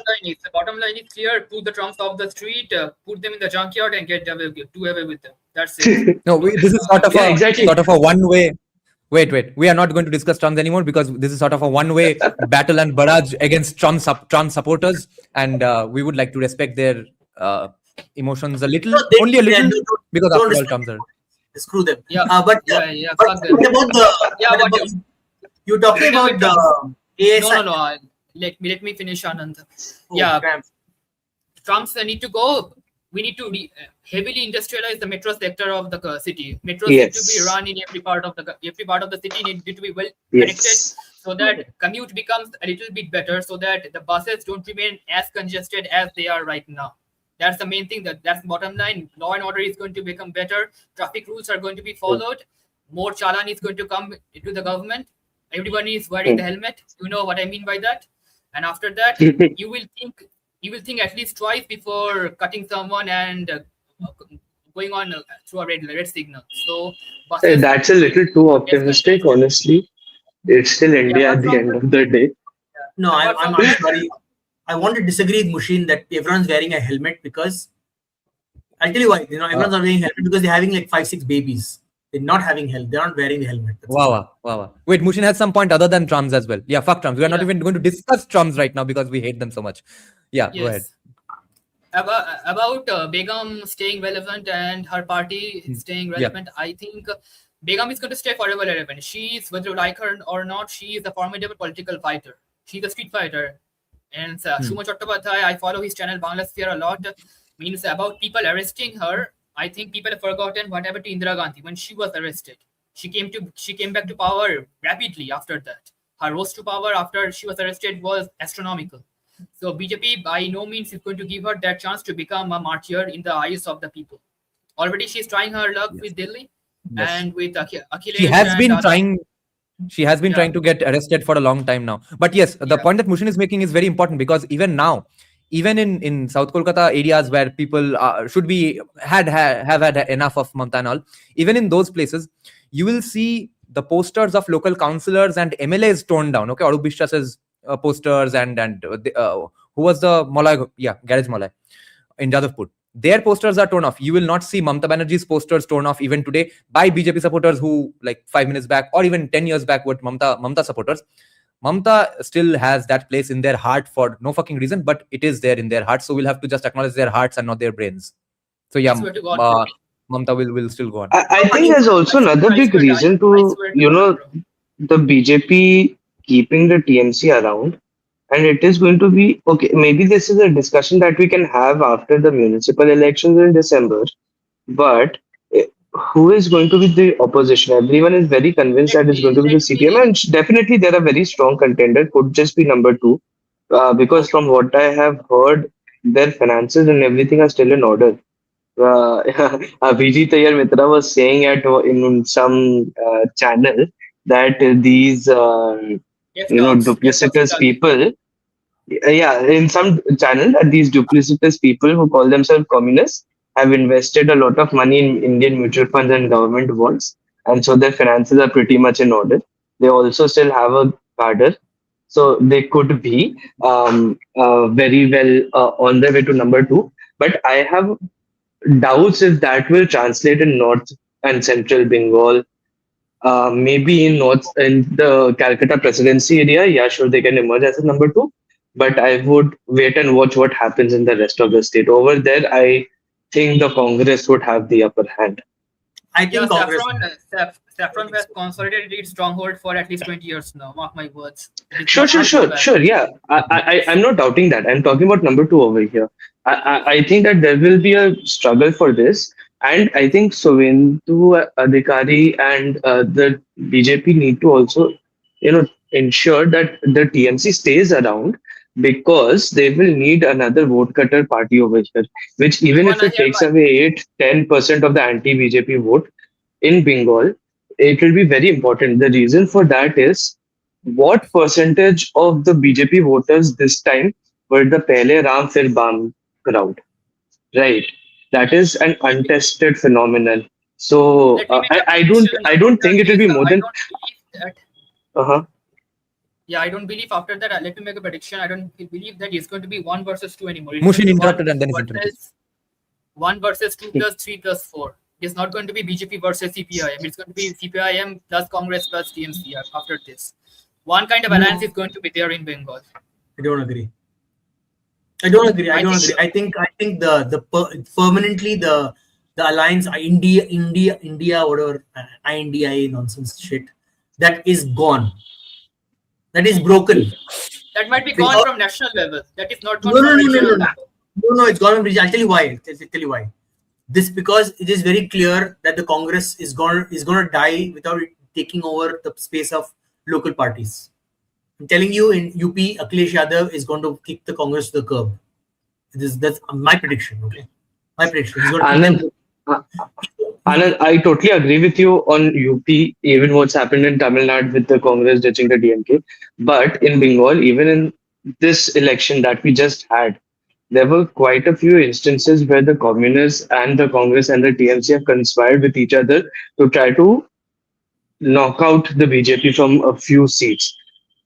Officially कुछ नहीं होगा, but unofficially backdoor से there has been coordination between all of them already. Now there are there are these two big parties right now that will emerge, the CPIM and the Congress. There will be a TMC which will be a 5-7% vote share party probably, but there are also certain micro area parties in Murshidabad, in South 24 Parganas. All of these, what the BJP needs to ensure is that all of these parties keep competing with each other for that 25-30% vote share of Muslims, and also make sure that it stays divided, because the CPIM, without anyone else to cut its vote share, is going to be the most dangerous enemy for BJP in Bengal.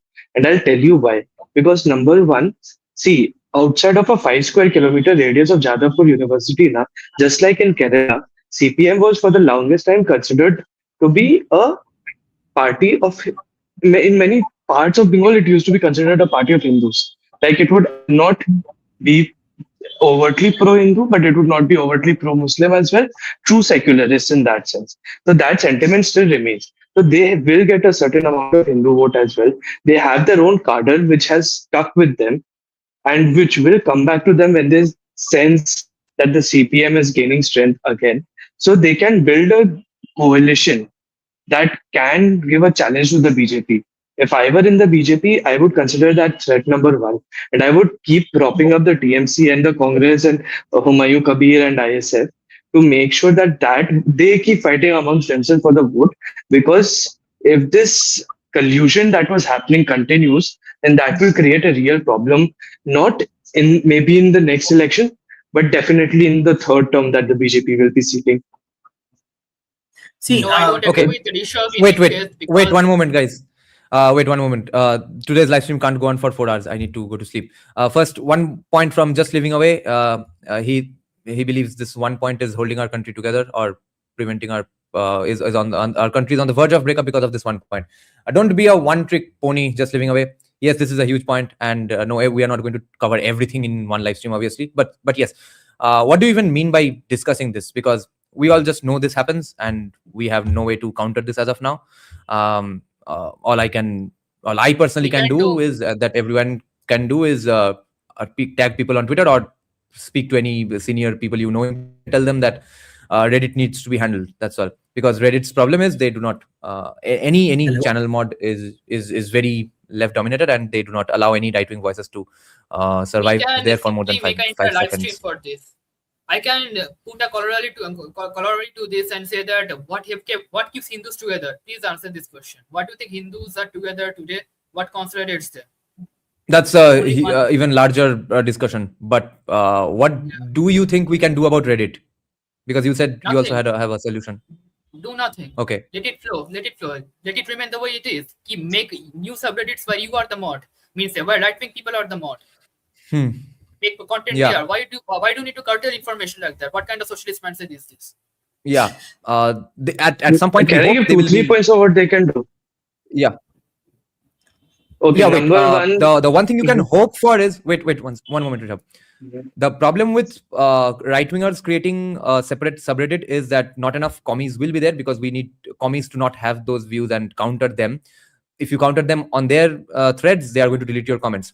And the subreddits who are set up by right-wingers, they are not that big or popular, and most right-wing subreddit will be about India's glorious past, etc. It won't be about the stuff we are discussing anyway. So there is a disbalance with that. Just like we can't have a separate Twitter and separate YouTube and stuff. So when are we going to have our College Street Kolkata? Yeah. There is one group that has been made up by some of our viewers from this live chat only. I think it's called I can't remember. Our Kolkata is just the one by the commies. There is something our Kolkata development, etc., something like that. Our Kolkata city, yes. Yeah, that one is different.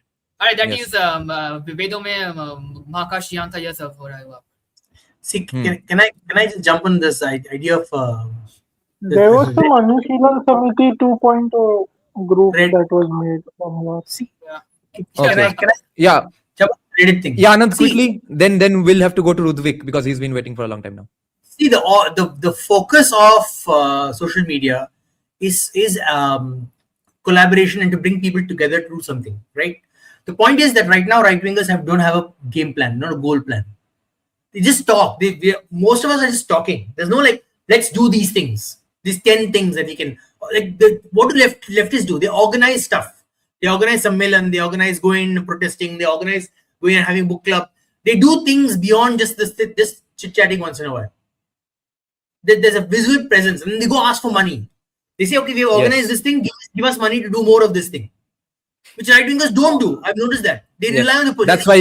That's why CSK Vanguard.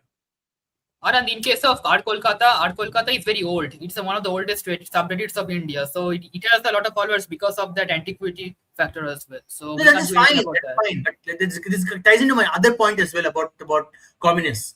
You're forgetting communism is dying in India.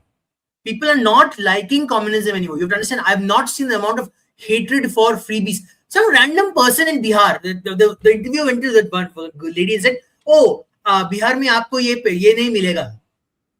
नहीं चाहिए मुझे भाई, पैसा नहीं चाहिए मुझे, हम अपने आप खा के करेंगे हम, क्यों चाहिए आपका पैसा?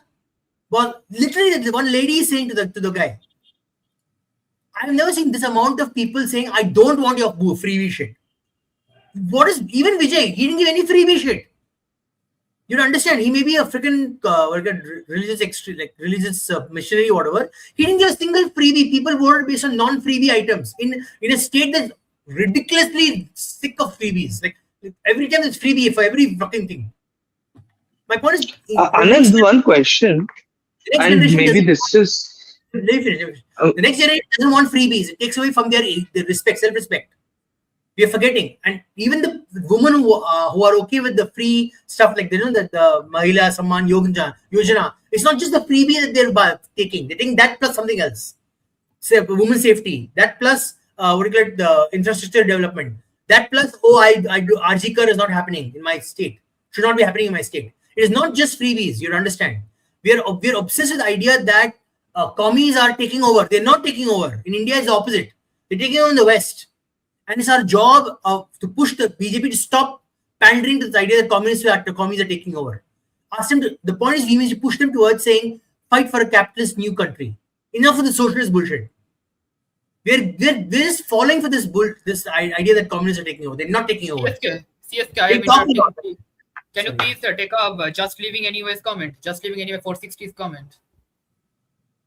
Oh. Yeah. I want to counter this vehemently because, bro, do you have any idea about privacy issues or about free speech issues? You watch Kushal Mehra show for this thing. You want the Indian government to spy on every person. Separatism. Everything is separatist. Then means prove it how separatist one can be. What is the benchmark for that? Ensure a policy based on that. The more we go right wing, the more free speech hating we become. No. The point is this guy. A lot of the right wingers in India, or so-called right wingers in India, don't realize it takes one government flip, and they have all your IDs. They know exactly where you live. You know what your name is. And then what are you going to do? Someone like Mamta comes into power and she takes over and she spreads DMC goons all over the country. What are you going to do then? You want government to have more power on your ass. Mushin and Anand, when it comes to go ahead, Rishabh. When it comes to Reddit, I think also one thing that we have to recognize is that it's very intentional. Not in the sense that that app is left wing, which is true, but but very structurally, architecturally, the point of Reddit is to create semi-closed communities of like-minded people. It is basically a forum or a superstructure that upholds echo chambers. That is, in a big way, what Reddit is structured as. So the way that you counter all of these is basically create your own subreddits, keep making them big. When it comes to maybe some subreddits may get suppressed by the algorithm and stuff like all those shenanigans that happen on every other social media will also probably keep happening there. So honestly, there's nothing you can do about it. These are not Indian IPs. Even if they were Indian IPs, I don't know how much government can enforce companies to do things. That is a whole other discussion. But wait, one moment. Keep focusing on your stuff. You don't have to you always debate everyone everywhere. Over here, just focus on Reddit as an echo chamber to share your ideas with like-minded folks and use the debate, use the tools where they encourage debate between non-like-minded people and take those ideas from Reddit and debate them over there on Instagram, Twitter, YouTube, wherever. But I don't think Reddit fundamentally is structured in such a way. So, I mean, it may be a moot point to have that problem, or rather have that discussion. Yeah, I agree with Rishabh in a lot of aspects, but one case actually today.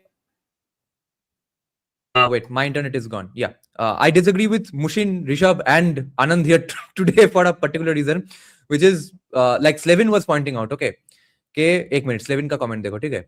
Yeah, Slevin is pointing out that if our Kashmir is allowed to remain, it is for a reason. Don't you think spooks monitor it? So all I'm saying is, privacy is not really a concern in India because nobody cares about it, and I think Amit Shah is listening to every phone call anyway. So what I'm then hoping for the government is that if you are spooking on us anyway, then don't let them survive, because they are first of all calling for violence on Indian Army people. It's not like just because they call for violence on Indian Army people, they're going to get killed. But this person was pointing out that they discuss clear roadmaps and stuff where the Indian Army is going at what point. They discuss all of that info in the subreddit openly. So if you're not going to, and it's not like we are some free speech haven, right? Gorgo Chatterjee is a fucking scoundrel, but he did not get arrested because he's a scoundrel. He got arrested because he complained about, he raised concerns about the EVM. Umar Khalid is in jail. No matter how much Chandrachud apologizes for it. Yeah. There's no trial, there's no conviction. What the fuck is that? And then there is Gorgo. People are made examples out of. So unless the government is letting these assholes on Reddit thrive and so that they get chopped down at the right point, then at the right moment, then I do not have a problem. But if the government is sleeping at its wheels in regards to the Reddit issue, then there's a huge problem, because they do not do this even with Twitter. Every now and then you see this person's handle is not available in India. Why can't you do that with Reddit? That's all I'm asking. No, I I agree Yeah, with before Rishabh at your point here. I just want to make sure one thing is that if the overturn shifts too much in towards the position of banning or restricting someone, then government might pass up a policy in that regard as well. We have already have 295B, we have 301A, we already have SCST Act. If you want more policies in favor of curtailing free speech, it is going to become a police state, which already it is. I agree with you. India is already a police state. We are being under surveillance 24/7. But do not make it so such a way that people's views are curtailed, and if it is misused, it is going to become uniform. It is not going to remain for separatists, for foreign actors, for deep state anymore. It is going to become common people. It is going to become government officials arresting people because someone made a haha react on a UPSC officers on a Babu's post. It is going to become like that. It is going to set in precedents which are unprecedented amounts of police surveillances are going to be set because of this kind of policies. That's why that's what I oppose. No. So let me give you one more thing. The person there, what's the guy's name? I forgot his name. What is the poster? Can you put the comment up again? Because he put about army people. He said, "Oh, army people are being threatened." No, you have to understand how data collection happens. You cast a wide net, and you just grab everything in, and then you have some keywords. But the problem is the computer holds everything. When you're doing surveillance, you can grabbing everything. See, what happens is, okay, let's take the model argument, right? Someone is threatening like good people. What happens then when some random official, and remember, because we're 1.5 billion people, not like 300 million people, right? We're 1.5 billion people with almost no access to what is happening in the government. Like the bureaucrats are doing stuff, we don't know what they're doing. We just are happy that our water and power comes. But just because one bureaucrat to say, oh, no one's observing me, I have a problem with this one person who did say something to me. I'll use the same argument. The army people are being targeted. This guy is targeting me. I'll put this guy in jail. This is what is happening. A lot of these bureaucrats are taking advantage of the fact that these laws are there to protect army people, yes. But they're like, oh, protect me also. Mujhe bhi protect kar do bhai, same rule say. My point is we don't have if we had a good system where they are accurately checking that the threats to our country are sorted this way. Right? In the US, for example, you cannot survey someone until you get a court order from a judge. And they must have some information must be provided. I'm okay with surveillance, but I'm saying give us some clear structure and how it can be done. Don't give these bureaucrats so much power, so much arbitrary power. They have too much arbitrary power already. You're going to curtail a lot of their bullshit power. I'm sick of them actually. Yes. I'll give you an example. I once had an issue with a policeman near my apartment. I asked him for his badge name. He won't give it to me. He's like, I won't have to give it to you. But legally in Karnataka, it's obligated to give it to you. You're supposed to give it in the country. So if you ask a person's name, you're supposed to give it to you. I checked it already on the net. But they don't give it. They make up the rules as they want to. That's the problem. These people, IAS, IPS guys, make up rules as they want to. They don't follow anything at all. And they can't be fired also for breaking the rules. Which is my biggest problem. You're giving them unbridled power. The ego has gone to their head. Some of them don't have an ego. Some of them do their work. But the majority of them, the ego is not to their head. Like, oh, I have power over you. It's not what it's supposed to be. I believe in, I'm a right winger because I believe in the establishment is needed to be there to give support to us. But not for them to be whatever they want, whatever the hell they want. And I think Godolord's comment in the end is the most meaningful here. I think they are watching. I don't think they would completely let it go on and fester and stuff, especially because our foreign minister, our intelligence apparatus is no longer in that peace-loving mode. So whatever peace stuff we see from them will be because of some constraints or some Gandhian idiot inside the system. But mostly it's gone. No. I don't agree. So, for example, inside Raw and IB, I'm saying. And they are, I think, keeping a tab on Reddit. No, even there it is impossible for them to keep a track on everyone. It is not possible. It is impossible for them. They will have certain parameters they're looking for. They will search only on those parameters because, or else you are flooded with information. How will you sift through so much information? What you do is these are parameters. They'll provide the data to other analysts who are checking these things. The problem is not with them. Our intelligence agency will do a good job. My problem is with the bureaucrat, the normal bureaucrat who's like, oh, ये कर रहे हैं, मुझे भी use करना है भाई, मैं भी use करूँगा अपने benefit के लिए. Those are the people you should be worried about. Because they were like, oh, मुझे इससे settle करना है score, so मैं use करूँगा. Yeah. That is the danger. The raw and IB are not scared of. उसका fear नहीं है. Because they're focusing on their task, their job. Yeah, to back up Anand, I want to make one last point here is that I have no problem with surveillance because I know that the state is going to be a surveillance state. 2000 years before it was a surveillance state, it will remain a surveillance state. My problem is that banning Yeah. things and in such a way that it creates havoc within the public mindset. Banning things and using it as a tool to subjugate or terrify people as a threat. And my second point is that, you know, when you keep surveillance as a tool, people are going to learn to hide in plain sight. They're not going to remain a needle in the haystack. They're going to become one hay. They are going to become one hay in the haystack. Now, if you are a needle in the haystack, it is very easy to pin you up. Yeah. You just need a magnet, and the needle is going to come out from the haystack. But when you become one hay in billions of hays in one haystack, it is going to become difficult. So people learn to hide in plain sight, which is going to happen. So don't ban people. Yeah. You can surveillance people all you want, but just don't ban people from the groups, from the Twitter or any social media. That's what I mean. Sunlight is the best disinfectant. Okay, now please Rudvik. Wait. अरे रुद्विक को थोड़ा जिंदगी दो. रुद्विक का पूरा Thanks a lot. Can you hear me now? time खा लिया हम. Yeah, go ahead, Rudvik. Yeah, so I mean, the first point I wanted to make was that regarding the transport in Kolkata, I really don't know how the bus system, how the metros and all work, but the girder work is important. And the problem is people don't realize that the rolling stock company that gives metro wagons is based near Kolkata. Why the whole somebody mentioned on the chat that metro should be not taken forward, it's an archaic system and all. That's all bollocks. I mean, the fact of the matter is metro in this case, at least in this city's context, is quite important. You should upgrade the rolling stock. Along with that, accompanying it will be the signaling, so which signaling you do and all that. And it should be that there is, in London basically there is this different kinds of metro tubes zones, but they should be very specifically into this thing called circle line, district line and all. What that means is that circle line is one particular line in city center that just keeps going in a circle. It has, so that kind of... We have that as well. We have a separate train for that as well. We call it Chocro. Oh, that's what I wanted to know. Because when I came to Kolkata, it was a very long time ago, so I don't fully remember it. Yeah, so okay, that's fantastic. So that's point number one. Point number two is the tram thing. I live in a city in the UK where the tram is everywhere. It's exactly like, funny enough, Bangalore trams, which is the purple line and the green line tram, Nagasandra to this one, and from Bayapanhalli and Whitefield to the other side. That is Manchester. Those are not tram lines, those are metro.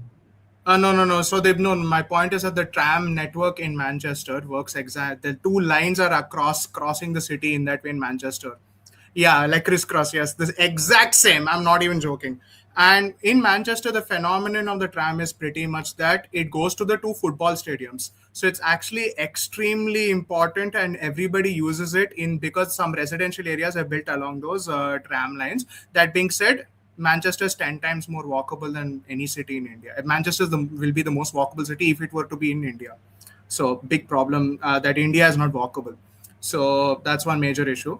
And also, if you make footpath also, what's the point? Like a two-wheeler will come and drive on it. But somebody mentioned that Bangalore has fantastic footpaths and walkable and all. Okay, great. But I walked on MG in some place, and then it just, you have a two-wheeler running me over or near Mantri Square Mall and all. That is literally what happens to me every time. What's the point?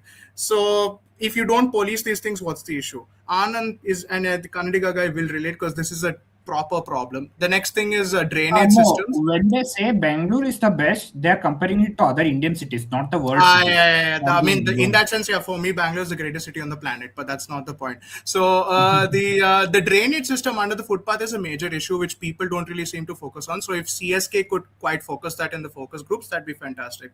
The other point I guess I wanted to make is the RRTS, because Kannadiga guy had mentioned RRTS and it's a very, very important feature. I mentioned this on another live chat as well.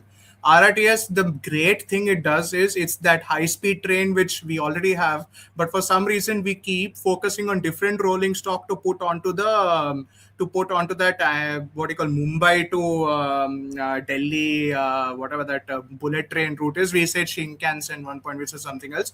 When the RRTS rolling stock is the same thing. So my point is that if the RRTS is to Diamond Harbour to Central Kolkata, Durgapur and Asansol to Kolkata and all, just in that sense, it's a far more efficient system. It's all chair car. You'll reach in 45 minutes. Actually, no, considering acceleration curve, maybe 1.5 hours. Point is you'll reach. and it's a far more efficient way to get into Kolkata, which and the rest of Kolkata could be connected by metro and suburban railway. So, and the last mile connectivity can be solved by footpaths. I mean, just budgeting for these footpaths and improving the buses. Don't get that trashy Tata Marco Polo bus or this the new EV bus they got from China. You should go to a company like Scania or Volvo. Scania, I think, has closed down, but Volvo is still alive. They should do that. I know I see somebody's raising their hand, so you can step in, and I'll continue after that. They can build excellent footpaths in India, but they will not fence it. That's the problem. So anybody can come with cycles or bikes or scooters. By two-wheeler is obviously the bane of existence. Here, these delivery drivers with their e-bikes will kill you. So in this country, there's another first world problem. But I agree but fencing will not solve the issue, though. Yeah, fencing bollards. No, it's Bollards not will not solve the issue. I'm against fencing. They have those in. They have it in Church Street. The bollards are useless. Anand, you know what I'm talking about, right? Do not fence your roads. Do not fence your footpaths. It's the stupidest thing ever. In Malaysia, they fence it, and it's a bane to people. People don't even use the footpath because of fencing. Yeah, no, because of that, I can't walk. I can't go to the temple because of that. You cannot. It's useless. You go like this and like what the hell? Are you stupid? Make it. You know what? Why people don't use footpath? Because you have to literally go up like one. Like, you have to go 1,000 sinusoidal wave. You're doing walking up. No, you go like this to get up onto a footpath. I'm like, are you brain dead? It's huge steps because even disabled people and wheelchair users, etc., nobody can use the footpath. No one can. I have climbed like this. It's like going, step up, step down, step up, step down. Like, what is? Or like exercise, aerobics exercise. You know why? You know why this is happening? Because we don't have good drains. Everything comes down to drainage. I'm telling you, our roads are congested with bad drainage. Our footpaths are unwalkable because of bad drainage. Our like this full of shit, dirt everywhere because of bad drainage. Our drainage system is throughout India, by the way. Okay, we need to fire every civil engineer in India. They need to be fired and they put in concentration camps, and their brain needs to be changed for the nonsense. Call for violence. The reservation puts 5 marks clearance for the engineers. Yeah, No, we are not discussing caste now. Wait. Sorry. I did this by the way because my video is off. Just letting you know my hand is raised. I'm sorry. Yeah, Rutvik, I want to ask you something about Shinkansen. You mentioned about Shinkansen or the Japanese bullet train. What do you think? When do you think? Do you have any kind of timeline for when it is going to come to Kolkata, or basically which line is going to be there first in India? 2050. Nah. See, the funny thing is, I've met some people who worked on this bullet train project who come here for a master's degree, and I think it'll be the next 10 years that you'll see a second bullet train line. It is my dream of life to. It is my dream of life to ride a Shinkansen in Kolkata from Howrah to whatever. I don't know. Nah, so that will not happen. I'm sorry. But I will say this. Kolkata has had that original golden quadrilateral, but the equivalent railway connections for a very long time. So Kolkata has excellent long distance train connections. The problem is that the problem, of course, is a lot of I don't know if it's a lot of people the trains get a bad rep for being dirty as hell. So, and I've traveled them, so I know, which is the Coromandel Express to Chennai and other ones. I've traveled the main trains as well. On the contrary, I can see currently in the last 2-3 years, the Vande Bharat and the other trains are quite cleaner than usual. Oh, are they clean? Okay, that's good. I've not traveled in one, so I don't know. Very, very clean. The Vande Bharats are pretty good. The funny part is Vande Bharat gets clean, then the Shatabdi gets dirty. I don't know. Literally, the minute the Vande Bharat gets clean, all the people who keep the trains clean all move to the Vande Bharat, and then the people who are from the other train go move the Shatabdi, and Shatabdi is full of shit. Like, I mean, people is throwing shit. I think this is the other issue which perhaps CSK can raise in their in the meetings, which is that why do they segmentize these divisions so much? It's like each engineering chief or each cleaning chief or whatever is in their own fiefdom. It makes no sense. It's like to get into Anand's drainage point, BBMP is the most notorious organization here, which comes down to Tejasvi Surya's point on like you need to have the municipal corporations. They had a Stanford talk recently. Sorry, Anand, go for it. I disagree. BWSSB is the biggest dangerous thing. Oh, yeah, sorry. These guys are psychotic. They will wait for the BBMP to lay the road. No. These people don't know. These people don't know the fees that is TMC. Yeah, आनंद और बेंगलुरु वाले ये first world country का problem बहुत सुन लिया. ये first world नहीं है भाई. No, I'm saying every time Bangalore is a good template for Kolkata, because if you don't solve this now, it's an issue. Yeah. Yes. Yeah. They will wait for BBMP to lay freshly laid road. Okay. 1 week later, the road is nicely got hardened. BWST will come say, "You drill a road, drill a drainage line right there to the brain." Through the fucking and that road. Lack of coordination that you or Rudvik was pointing out is because of unions and caste-based hirings as well. Caste-based hirings and unions. Yeah. It's a combination of factors. And the other people just don't talk about these things enough, which is that the trickle-down effect of just having engineering colleges filled with donation candidates. You pay 30-50 lakhs to get into the seat one time. You could have spent it getting an education abroad, the same money. 2 years of UK education at least you could have gotten. But again, or bar tender.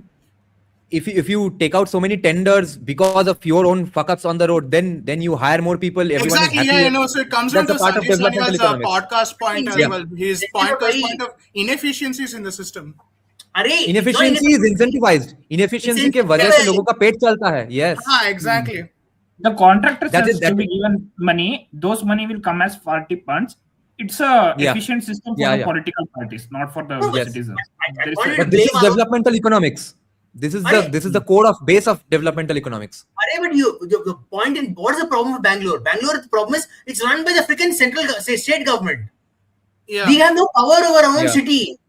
Yeah, the problem is just to have zero power. And the worst part is CM is controlling everything. No, this comes down to a bank. This is what I call a capital city phenomenon, which is that Bangalore, Kolkata, I'm assuming is the same situation.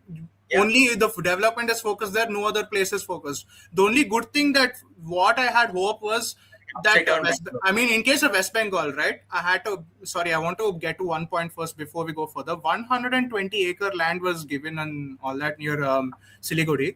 Was that just a token show, or is it going to be more from your sources? No, that 120 crore has gone to the hands of the Indian Army completely. So that's good then. Okay, so that's good. Okay. Yeah. So then I guess I come down to this the development points again.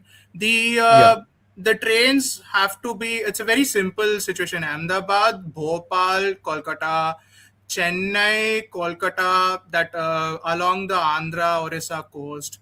The whole point is these trains have to go, and also Kolkata, Guwahati. Rutvik, the Japan company which has been in talks with this Mumbai-Ahmedabad corridor, they have clearly stated that you run the trains where the people can afford it. So that is the reason they first chose the Mumbai-Ahmedabad. Now they are coming into South India because people can afford it. Yeah, because obviously, as you said, Hyderabad-Bangalore has to be just master done. The Indigo flights are horrible if you get onto the Bangalore. These corporate uncles are flying and putting suitcase everywhere and all and just running away. Yeah, you are going to another point. The point is you are talking about Howrah, Kolkata and all, right?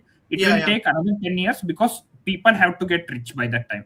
Okay, I guess that's a fair issue. But the RRTMS, but you know what? There is a bullet train line that's going. There is also a bullet train line that is going from Delhi to Banaras to Guwahati via Siliguri. It could have a spur that goes down to Calcutta. It will take 15 years to make because by that time it has to cross, right? Just the weight has to cross. Sorry, but I just had to make this bullet train point because I work on trains as well. That's one of my jobs. Sheldon Cooper. Okay. That's a long story. Let's just say Sanskritize it, CSK. By the way, that's Sanskrit is another thing. Why people keeps using Hindi as a link language instead of Sanskrit, but that's a pet peeve of mine. So which is could you retrace my train of thought here? Yeah, Rutvik. Yeah. Bullet train. You're talking about bullet train. The bullet trains, yes. So the way the bullet train works is, depending on the power wattage and the stuff on the overhead lines and how much you've separated it from animal intrusions and all that, the speed is accordingly dictated, because according what is programmed in the system is the what we call band pass filters, all these the sampling rate of the cameras, the signal chat time between the computers in the overall thing. It's if you research ERTMS, ECTS train signaling on AI Perplexity, it will give you some good information regarding this. The point is, all this is, you have to have that sort of cordoned off. Now, a temporary solution is really the RRTMS, which is what Kannadiga guy said. And it was a point I've also made on a previous live stream. And that is because the RRTMS goes from Meerut to Delhi. And it is already optimized for low-cost mass mobility. So, and the whole point is, if you're going that fast, and it's full ridership of people living, decluttering your urban centers and keeping them in the suburbs and rural areas, or whatever, a different city or ancillary cities, that really does improve your situation quite dramatically. So it also allows the local economies to develop. Kirana shops will come back again. All this stuff will happen. So I do support the RRTMS, and I was hoping your lobby group could achieve it, since I'm obviously not living in Kolkata. And one thing about that, metro can also be implemented. Meerut, they have done it. There is wait. One moment. That was my point. They can do two things in a same track. So no. Sorry. I will step in here and say once again, two things cannot be done on the same track. The gauge matters. The dimensions, track dimensions matter. There's some engineering parameters associated with it. The metro trains are not optimized for high speed running. The Bangalore metro, metros I know barely touch 60 kph in India. Not the existing one. That's what I'm saying. Check the Meerut metro. Oh, you mean a multiple rolling stock? Yeah. That would be ideal. That is what. But we are going to do a separate infra discussion with the members some other day, probably tomorrow only, because I didn't know there is so much to discuss in infra, because I don't look into infra at all. So we will take all your points and hold your points. I did want to make some other points. Sorry, it's okay. Ludwig, go ahead. Security related, I guess. Okay, go ahead. Because I know the question is, one is the in terms of policies and the bits, the fundings, have they managed to understand how the funding breakdown is what exists currently in the West Bengal?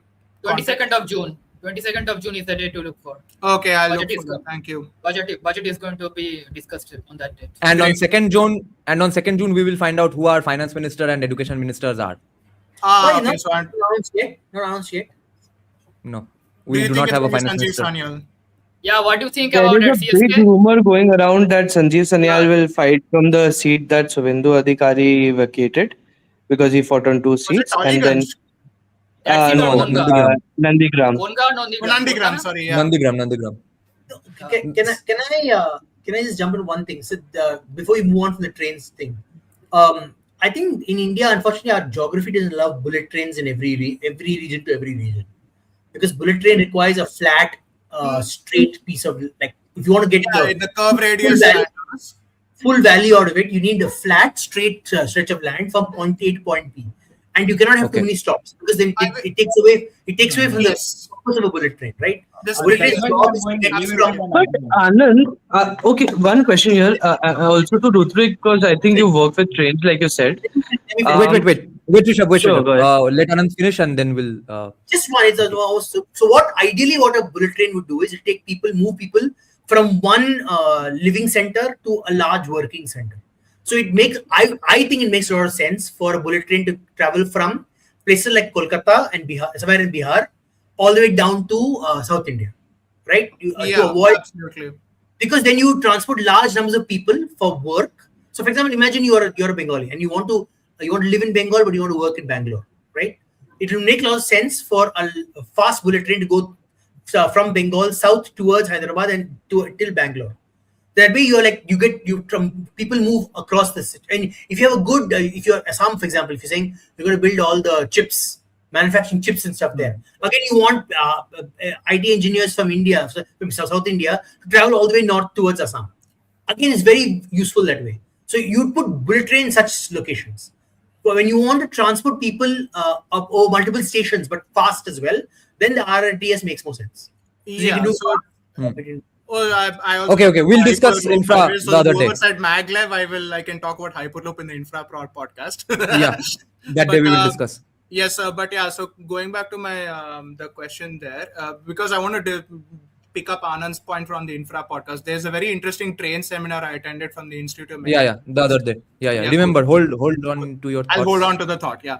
The next questions I had was when I went to Kolkata in 2009, the Kalighat temple, at least on the lead up to it, was very, very dirty. I guess my question in the larger sense is, it was a point Sai Deepak also was making in the Nabarun Barua podcast, which is what's the point if you don't keep your temples clean? So I guess would CSK take that up also?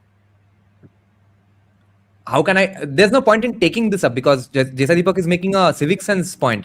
So the government can't do civic sense or teach civic sense to people who are already devotees. No, but to be specific, you cannot teach civic sense. That's 100%. Recently, apparently, some Indian was caught doing "I love Prem" in or something like that, a carving in USA native thing. Anyways, that's not. It's horrible.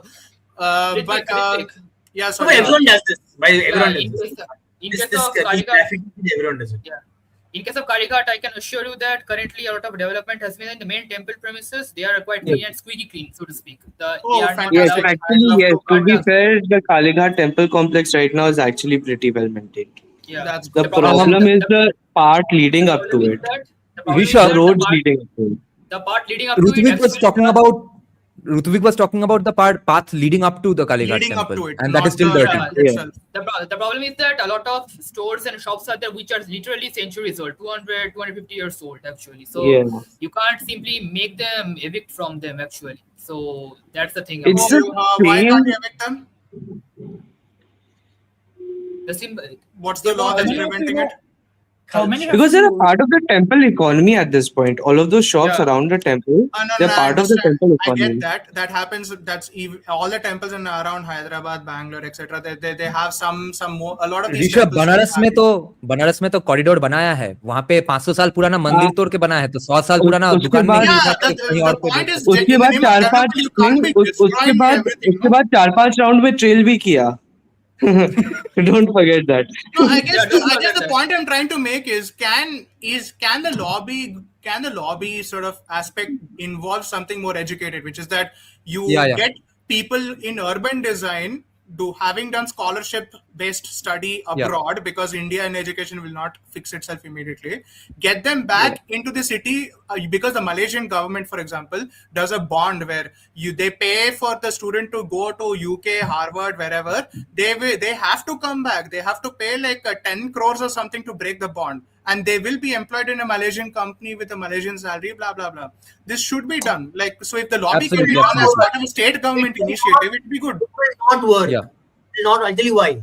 Immediately. Okay, we'll discuss that the next day. Next day. How can you oppress a poor student? How can you put bond on a poor student? He was given freedom. You oppress a fascist government. There is one more point. If we push government to do all these things, if we push government to do all those things, it will use it as legally enforceable contract. Wait. Let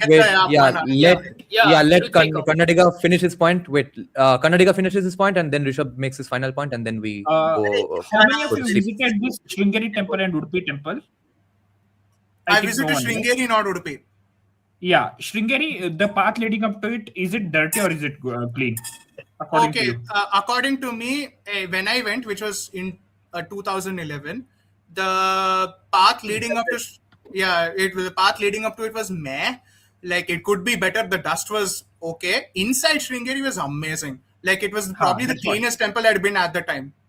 That is because the outside road is maintained obviously by Karnataka government, the greatest government in the world. The inside thing is done by Shankara Mata, which owns the Sringeri temple. So the question then is, can Mathala be taking over the land? Yeah, if we push the government to do all these things, they will use it as an excuse to control the government. I'm not saying about Shuvendu Adhikari's government. I'm talking in general. They Yeah. will use it as an excuse to Yeah. take care of the government. We should do That's a fair we should point. come up with some other plan Hmm. where it will be privately used, or that Yeah. government will give the land and temple administration to private companies for some amount. It will take as a selling price or something like that. No, but That's the why solution makes why do more we why towards. do we want?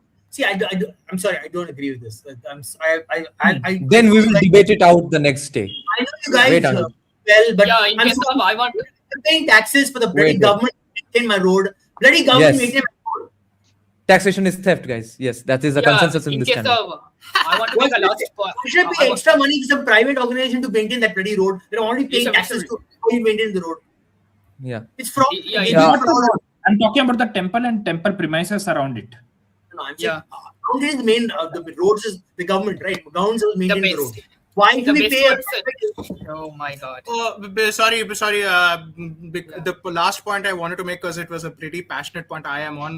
I'm quite passionate about it, but I'm No, sure. Rutvik, wait. Hold your point right there. For Sure. the temple management, you wanted to make the point. I get it. Actually, the best world scenario would be that Kalighat temple will remain with the authorities of Kalighat, and the surrounding at least 100 meters area should be given to the temple authorities to maintain. Yes. See, and it has Yes. happened. Actually, the shops. But it's the already puja happened. Okay, that's good. Yeah, the puja shops, actually there is an entire roadway leading to the Kalighat temple which is squeaky clean. The shops are well maintained. Everything else is done very properly. Only a small section of the temple. Suppose temple is the square, right?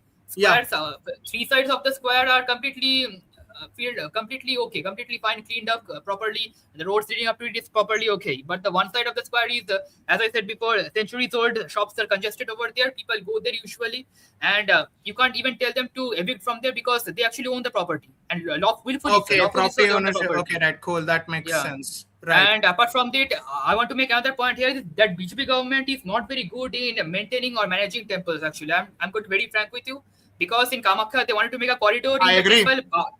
In Kamakhya they wanted to make a corridor in the temple by drilling the Nil Parvata. I agree. When you drill the Nil Parvata temple, the Kamakhya is a water source. The temple's deity literally is a stream, water source with a stream. Yeah, it's like from the drilling through mountain. Talakaveri in south. I completely get it. Right? Yeah. Yeah. Sorry. Okay. Last point. Last Sorry, point by I Rishabh today. really had to come down to the No, animal next point, day, next day. please. Okay. That's No, Ludwig. Next day. I have more In question. the wait. Next day on the infra discussion day. For the temple to maintain. What about the land And outside? temple freedom, too, we are not going to be able to discuss today anyway because we already been so long. You gave the temple the land to maintain.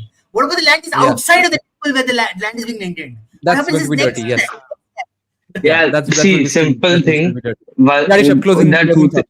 yeah, two parts of this. Honestly, we'll have a deeper discussion maybe next day. But Yeah. two parts to this. Number one, see, it's public land, have better local governance. All of this conversation is pointless. Number two, remove that god ugly overbridge over Kalighat temple, near Kalighat temple. Half of the congestion Remove that that people church. presume, Remove It's a that skywalk. church. Remove that church whatever beside the hell Kalighat. that is. There is a church. We should a church beside Only- Kalighat temple. Maybe 50 years from now, not not going to. That's where the vada pav. Tirupati, man. See, there is an example of, Kalighat is a temple in the middle of the city. One thing that we can maybe look at before our discussion tomorrow is how, Siddhivinayak in Mumbai is managed and how the surrounding areas are managed. It is a larger point of proper municipal management. Temple street or normal street or the street in front of my home, it is the same problem. It's not very, the problem there is not unique just because it's a temple. So yeah, it's a larger point that we can maybe have tomorrow. My closing remarks. Okay, mostly I wanted to talk about the change and everything. Since you're holding the off on that today, Yeah. what I want to maybe I want to close with a very good news that I heard today, that all that land that needed to be given on the border for the fencing. For people who outside Bengal who don't know, for 15 years, Mamata Banerjee was saying that, the locals oppose that land, they're not giving it. They cleaned up that land and handed it over to the government within 6 hours. Yeah. Oh, wow. It's done. Yeah, it's done. That's So why I'm saying that is a Nice, congrats. when I think Suvendu is too smart of a guy to get swayed by all the local politics. I think he'll be Shuvendu has PM ambitions. Let's get that clear. Yes. And he is Amit Shah's There's guy. a reason. So he will do There things. is a reason why he speaks in Hindi every time he's addressing the media. Yeah. And he He knows speaks in what he's Bengali doing. and then he speaks in Hindi. Exactly. Yes. Get ready. He is- Get ready, he people. has- Wait. But Just he's to doing- I think confirm, it's just to difficult. confirm, unlike other people, Suvendo is a person who capitalizes and doesn't let go of opportunity. Fair to say? Yeah. Hmm. Yeah. Yeah, but he's a self-made politician in a way, no? Yeah. I mean, I know and I understand that his father was also a politician, but he's pretty much a self-made If you politician. look at that, the NEET controversy, it's a advantage squandered. You've really ruined your perception amongst currently people are 18 years of age. Yeah. Yes. Yeah. Yes. That's good. And that is the one place where I 100% agree with all of these cockroach Janata Party and all of that nonsense people. Like, this is the one place that I would actually agree with them. This Dharmendra Pradhan needs to go, boss. And I've been hearing that a big cabinet reshuffle is on the card. So hopefully he's through. No. Okay, yeah. Somehow Ruko. We will end the live stream now. Yes, Arey, Yeah. I thought we lost Later. that. Can we cover the Tomorrow. education next podcast? Arey, Prakash Javadekar Yes. also came back. See, Prakash this is Javadekar- why Narendra Modi. This is why Narendra Modi doesn't take press conference. You see. But you're not Narendra Modi. Come on, simply. Wait, Yeah. No, Niranjan da, why should we trust you? Niranjan da, why Yeah, should the world exactly. trust you? Exactly. I'm Because see, my on past history. I'm on the salamander Janata Party, and I demand you to hold press conference. Yeah. damn. No, all I'm saying is at the these are Sanjeev probability. Sanjeev Sanar probability. yeah, We need to hear from him. on that only is my last closing remark before we end the live stream today, is that Sanjeev Before you do that, Niranjan da, I just had an idea. Before you do that, maybe what you can do is maybe hold like a series of podcasts, both audience interactions as well as getting experts in on all of the I things: will. infrastructure, economy, education, all of Yes, these things. yes. Maybe it would be Yes. nice. Yeah, because I won't be. Yes, sir, invite me civil engineers, okay, please. I will gali dunga. I won't be in Kolkata from 27th. I won't be in Kolkata for 27th to the 1st of the next month. I'll be in Tamil Nadu going to a friend's wedding, and I'll be in a place that is far away from Madurai. It's in a place called Kambam. That will be fun. This is my second time in Tamil Nadu. But the point is, Sanjeev Sanyal, I've heard, is mainly being opposed. I've not heard this from Sanjeev Sanyal, please. I've heard this from other BJP people that he's mainly being opposed by RSS and some local BJP people who. There's one lobby who thinks like the Swashpati Sarkar people who think Sanjeev Sanyal hates Bengalis. There is a section who thinks Sanjeev Sanyal won't be very good at his job because he has never been an administrator. He has never been a politician who does Sangathan. Neither has he been an IAS guy. None of them put together. Thank God. But Thank God you're part of Sangathan or IAS, IPS. Thank God. So sick of these people. Sangathan. So these are the three main lobbies which are opposing the finance ministry, and therefore I think finance minister won't in the end be Sanjeev Sanyal. But if it happens, obviously I'm very happy. And we will probably have two education ministers, one for school education and one for higher education. The school education will probably go to Dr. Shankar Ghosh, and the higher education to Dr. Swapan Dasgupta. But Why? finance ministry. I like it. Here is the answer for your question. Who is the main opposition party? I think we will be. Yeah. Yeah. Exactly. Yeah. Exactly. TMC will never ask this question. CPIM will never ask this question. Never discuss Yeah. all these things. We will, Yes. But why two? Why two education ministers? No, because- I think it is all right. I think it is all right because Anand, Bengal's education is in shambles. There's no semblance of an education system right now. Okay, there's no education ministry right now. Wow. It's all a joke right now. So Anand, someone you has to handle literally- schools separately. Someone else has to handle colleges and universities separately. No, that doesn't make sense to me. Also, should I? If it's in shambles, you'd start from the most simplest structure. You won't create two different structures and say, Anand, I'll tell you why. I'll tell you why they won't do exactly what you are asking for, because then they'll have to kill off all government schools. Yes, But kill it उसको भी off. तो बचाना है. They won't. They can't do that. No, They you can't do that. You can't do that. Therefore, exactly. Or make everything They government. need to be re-elected. You know how frustrating like looking at the Indian education system is. How does a kid understand what is the right way to get to his goal? like कितने आनंद parties है भाई? आनंद तो free man बन गया अचानक से. Anand, You became free Yeah. man. chill about whatever these it is, things. sudden. You and I need to be Anand, chill about these things. You and I need to be angry about Annapurna Bandar, and we need to find ways to oppose that. These are these people's problem. Annapurna Bandar, Skanda, like your state, here also women are going to ride buses for free now. What do you think That about also that? we need to stop. That also we Anand, need. do you know, Anand, in Bengal, they announced free government bus rides for women. No, there aren't even enough government buses. So now Dilip Ghosh has declared that the state will acquire 5,000 government buses so that the other policy actually comes to fruition. I'm okay with public.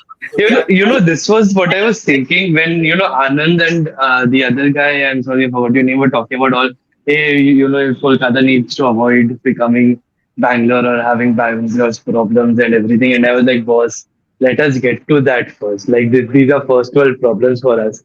We are fine with, all the people in the state coming here to work. At least they'll have something to work at, right? This is why Whoever made the point about why the I buses, say- like, if you're why acquiring I say 5,000 India- buses, that's a start. This is why I say India. is And the also, first by the way, Calcutta has a lot of water. That will never be an issue over here. That's good. They make swimming pools. Make swimming pools. What the hell? Okay, wait. That's why I say India is a first world, second world, and third world country in the same country. It's like we're all So three you mean countries. CPIM's next policy will be swimming pools for Rohingyas. Why aren't Rohingyas allowed in swimming pools? No, You have a okay, swimming pool. yes, You have a I swimming want pool, to- and you have a swimming pool, and you have. Random bit, Yeah. but is it true Why that do they you- why ate do you think- animals from the zoo?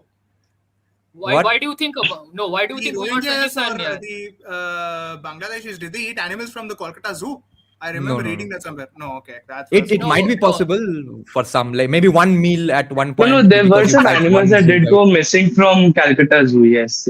They are probably smuggled away. Unfortunately, They are not. Yeah, they are not probably made into smuggled. dinner. Smuggling works very Yeah. similar. No, CSK, why do you think we want Sanjeev Sanyal as financial minister? Because then CPIM will not have the right to say that, look at that, BJP has government ministers, uneducated party. Now they're going to lose that attraction, talking point altogether. Think Yeah. about that. Yeah, The Chai Rattas Yeah. are going to go complete with CPIM, guys, after that. yeah. No, Thanks a lot, guys. I would not Anand, mention it Kal. just to troll all the commies in the country. Like, Wait, so just to That will confirm, is happen. the live If at all, on he time? becomes FM. If he becomes FM, that would be fun. Okay, tomorrow or that day after, so I'm leaving for Tamil Nadu. So probably tomorrow we'll have to do the infra. Let's see. Maybe after I come back from Kambam. But So, see you all soon. when- do it from Kambam. Happy journey. Hey, do it Sorry? from Kambam. Do it from Kambam. No, wait. Who asked? Whose name? What? Somebody asked something's name. No, I No, said do it from Kambam. I said. No, someone else was asking something.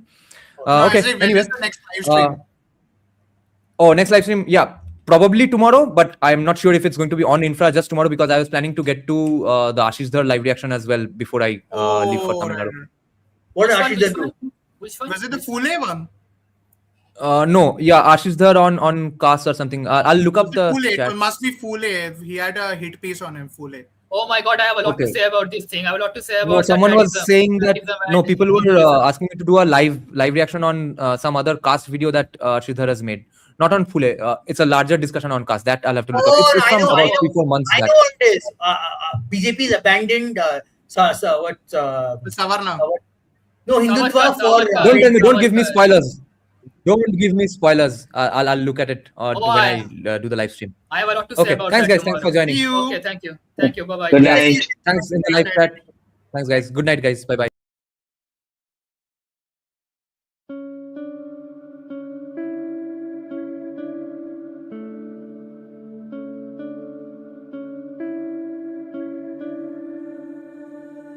কালো তোকে বলে সবাই, আমি দেখি আলো কালো তোকে।